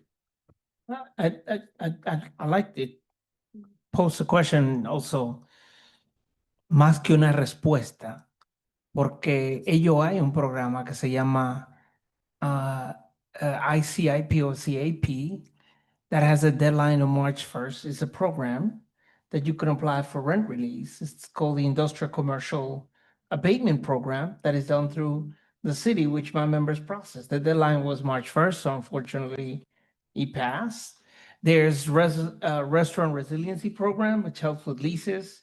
That's a state program. There's a myriad of program that you do. I sit on the Workforce Investment Board, which the SBS also contributes. There's also a program there with small business services that can help a business that may be in any kind of financial issues. And rent is one of those relief. So ello hay recursos, bastantes recursos, solo tiene que aprender el Departamento de Pequeños Negocios o el Departamento de Finanzas o el Departamento del Estado. 3 departamentos diferentes que le pueden proveer servicios si usted lo busca.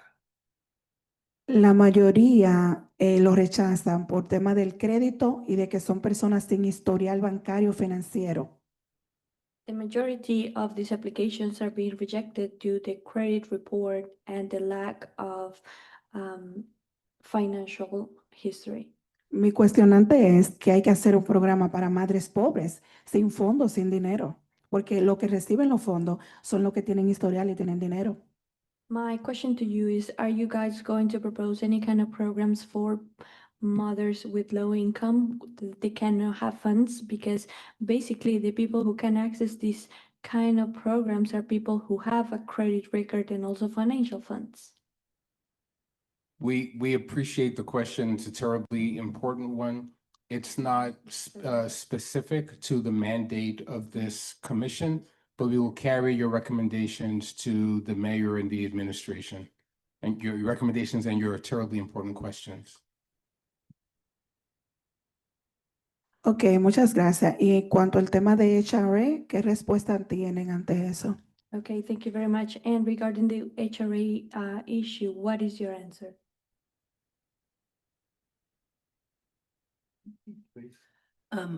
That I think we can do something about, which is the cultural competence and language access. That is within our purview to work on that. Sí, muchas gracias. Yes, thank you Y very much. ganarían porque Albany tiene que pagar $10,000 por cada caso que es auditado. And actually, you can win with this strategy because Albany needs to pay $10,000 for each case that is rejected to the state. Okay. Thank you so much. Thank you. Thank you. Gracias. Mariam Diallo, Pascal Udrago.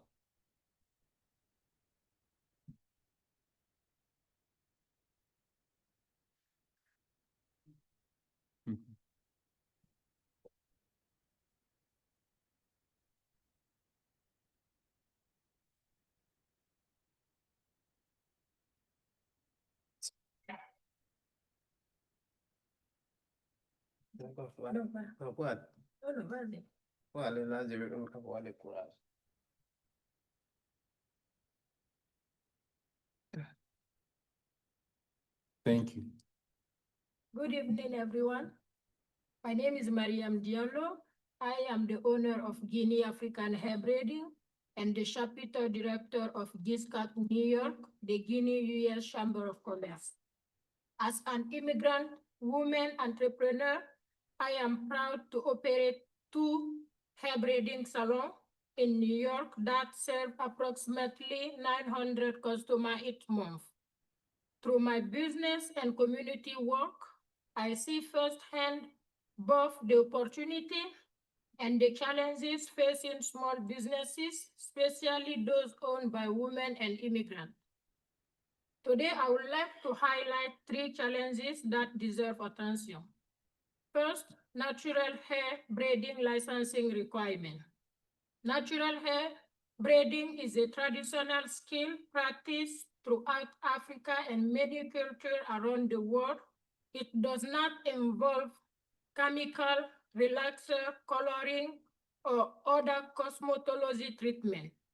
However, New York State licensing requirement can create a significant barrier for skilled braiders who want to work legally, open businesses, and expand their businesses. Many talented women arrive with years of experience but face costly and time-consuming requirements that do not directly relate to the services they provide.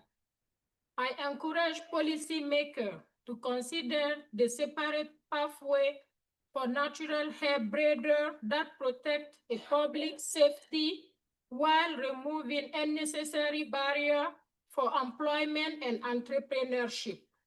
Second, access to capital. Many women-owned and immigrant-owned businesses struggle to obtain affordable financing, grants, and business development resources. Better access to funding will allow businesses to expand, invest, grow, and contribute even more to our community. Third, the rising cost of doing businesses. Commercial rent, utility, insurance, and other operating expenses continue to increase. Many small businesses are working hard simply to stay open. Additionally, support for business expansion and workforce development will make a meaningful difference. Small businesses are the backbone of our neighborhood. We are not asking for a special treatment. We are asking for a fair access to opportunity, resources, and policy that help us grow and continue serving our community. When small businesses succeed, families succeed, community becomes stronger, and New York economy grows. Thank you for the opportunity to share my experience. One last question.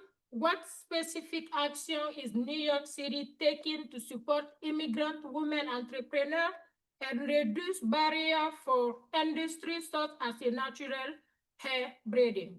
Thank you. Thank you for your testimony and your question. Thank you. Hello, everybody. My name is Pascal Ouedraogo. I'm an entrepreneur from the AK General Contractor. I have a general contractor license in the insurance in New York City.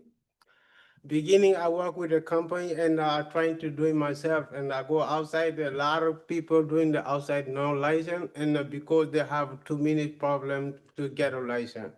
The insurance is very high. Also, if you have the company like a truck, you cannot park in the street nighttime because the commercial rate If you parking, you get a ticket, you cannot park, and we don't have enough money to get a parking line for the car in the office. And also, like this year, the building department changed the law, and if you got some project, you have to hiding superintendent. That's the extra money we have to pay, and we don't have enough budget to cover all this. And how the building department can try to help with that, like a small business trying to get going up. What the solution they have to trying to see how we can do it with that. Thank you so much. Thank you. I appreciate both of your testimonies. Mariam, I have to tell you that I was very moved by your testimony. When you read the newspapers in New York, or if you turn on your cable television, so much energy and attention is given to large corporate entities in this city and their concerns. And those are hugely important concerns, but small businesses are really the lifeblood of the city, the lifeblood of community. I'm impressed by the hard work that goes into sustaining your businesses, and the fact that you found the energy, the time to come and spend hours here tonight to wait to testify really is extraordinarily moving. So we thank you for that. Thank you. Commissioners, questions, please. My sister texted me and said that based off of the people on the panel, I have to talk about hair braiding gum. Yeah, some of us are follically challenged, so I think I guess my question is, and I guess what we're hearing from a lot of the small businesses is that, this thing about, us coupling small businesses and really treating them as a monolith is something that we need to really address. Maybe not as a charter in the charter, but, just as a city in general. Is it your suggestion that we should really be licensing and having separate requirements for different types of hair salons, based off of the styles of hair that they actually do? So my requirement is like in many states, they don't require a license to braid a hair because when we braid hair, we don't use no chemical product. We only take extension hair and braid hair. So I don't see why they should require us to have a license. So we don't really need a license because we don't need anything that involves a chemical product. And that's a very big barrier for many talented women who want to work, but then the New York State require them to go to the school for 14 weeks and then take the state exam. It does not apply to our job because many of them, they did not go to school. All they know what to do is to braid hair. Does not require anything. So if New York State can look into that, it's gonna help a lot of immigrant women to become an entrepreneur and to work legally. Because some of them, they are still working, they braiding hair, but it's illegal because they don't have license.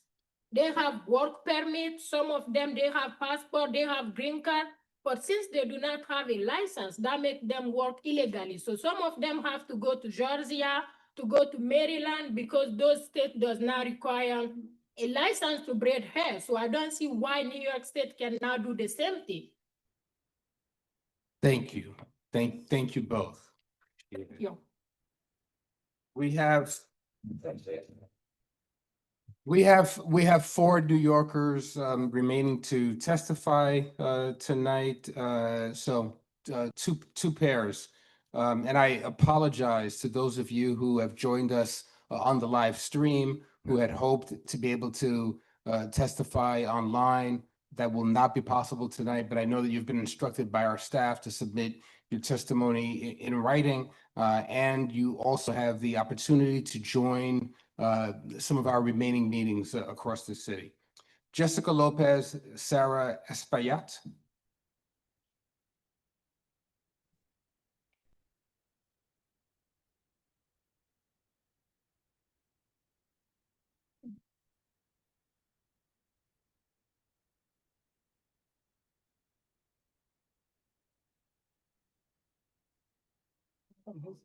Thank you. Good evening. Thank you for the opportunity to express the difficulties that we face as a small entrepreneur. My name is Aris Payat, and I have a business which is, I am proud to say that is MWB certified already. And what I offer is service for women between the ages of 25 and 55 among mental health and emotional coaching. And the difficulty that I'm facing is how to navigate the possibilities to get contracts, or at least to get hired by those organizations, big enterprises that get the contracts, but they don't consider us as a subcontractor, or maybe they don't see the, how can I say, like they don't feel confident of our service, despite that we do serve the community, despite that we do talk with them, and we are hand to hand with them, and we know their needs, and try to serve them in different situations. They don't consider us. Like, what can you do, or how can we put something together that let them see us and consider us when they get this type of contracts? Thank you. Hi, my name is Jessica Lopez. I'm a licensed real estate agent here in the Bronx. My background is actually in property management for over 20 years, and I was also a small landlord, myself owning rental property upstate. So I've seen housing from both sides, the landlord side and the tenant side. Today, a big part of my business is helping voucher holders, including city FEPs and other rental assistance programs, connect with housing opportunities. I wanted to bring attention to something I see happening every day. There's a difference between how these programs are designed to work on paper and what's actually happening in the field. Right now, thousands of New Yorkers have rental assistance vouchers, but having a voucher does not mean they have a home. Many families are still sitting in shelters or in unstable housing situations because there are barriers preventing them from actually getting the keys. One of the biggest challenges I see is the processing time. We're told these applications should move within roughly 30 to 45 days, but the reality is often much longer. I've personally had families wait 3 to 4 months after submitting everything before receiving final approval to move in. During that time, landlords are expected to hold apartments vacant while still paying their mortgage, taxes, insurance, and expenses. Eventually, some landlords can't afford to wait anymore and rent to someone who can move in immediately. Then that voucher holder loses the apartment and has to start all over again. The other piece that often gets overlooked is the small businesses doing this work. Most people don't realize realtors are independent contractors. We are small business owners. For me personally, after over 20 years in property management, I chose real estate because as a single mother, it allowed me the opportunity to build something for my family while still being present for my children. And there are many entrepreneurs just like me who chose this path because we want to serve our communities while creating stability for our own families. But like every small business, we have expenses. We're paying for transportation to showings, marketing, technology, communicating with applicants, landlords, caseworkers, and helping families through a complicated process, sometimes for months before anyone gets paid. When broker compensation is reduced while delays and responsibilities continue increasing, many agents simply won't be able to afford to continue doing this work. And when that happens, the families who need the most guidance lose people who know how to navigate the system. So my question is, as we talk about streamlining government and supporting small businesses and community organizations, how can we improve these processes so landlords continue participating, small businesses can continue helping, and voucher holders can move into homes faster? Thank you. Both of your questions are received. They're recorded for public record. If possible, staff can follow up on the side with you. In the interest of time, I need to move to the last two New Yorkers to testify, but we appreciate your contribution. Thank you. Thank you. Thank you. Have a good night. Rama Mbengwe and Marilyn Suarez.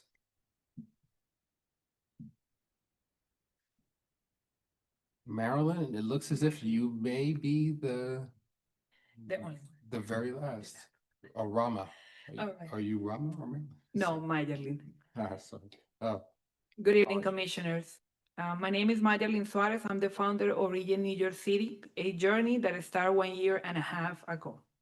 We are a small business that creates artisanal paletas inspired in multicultural flavors.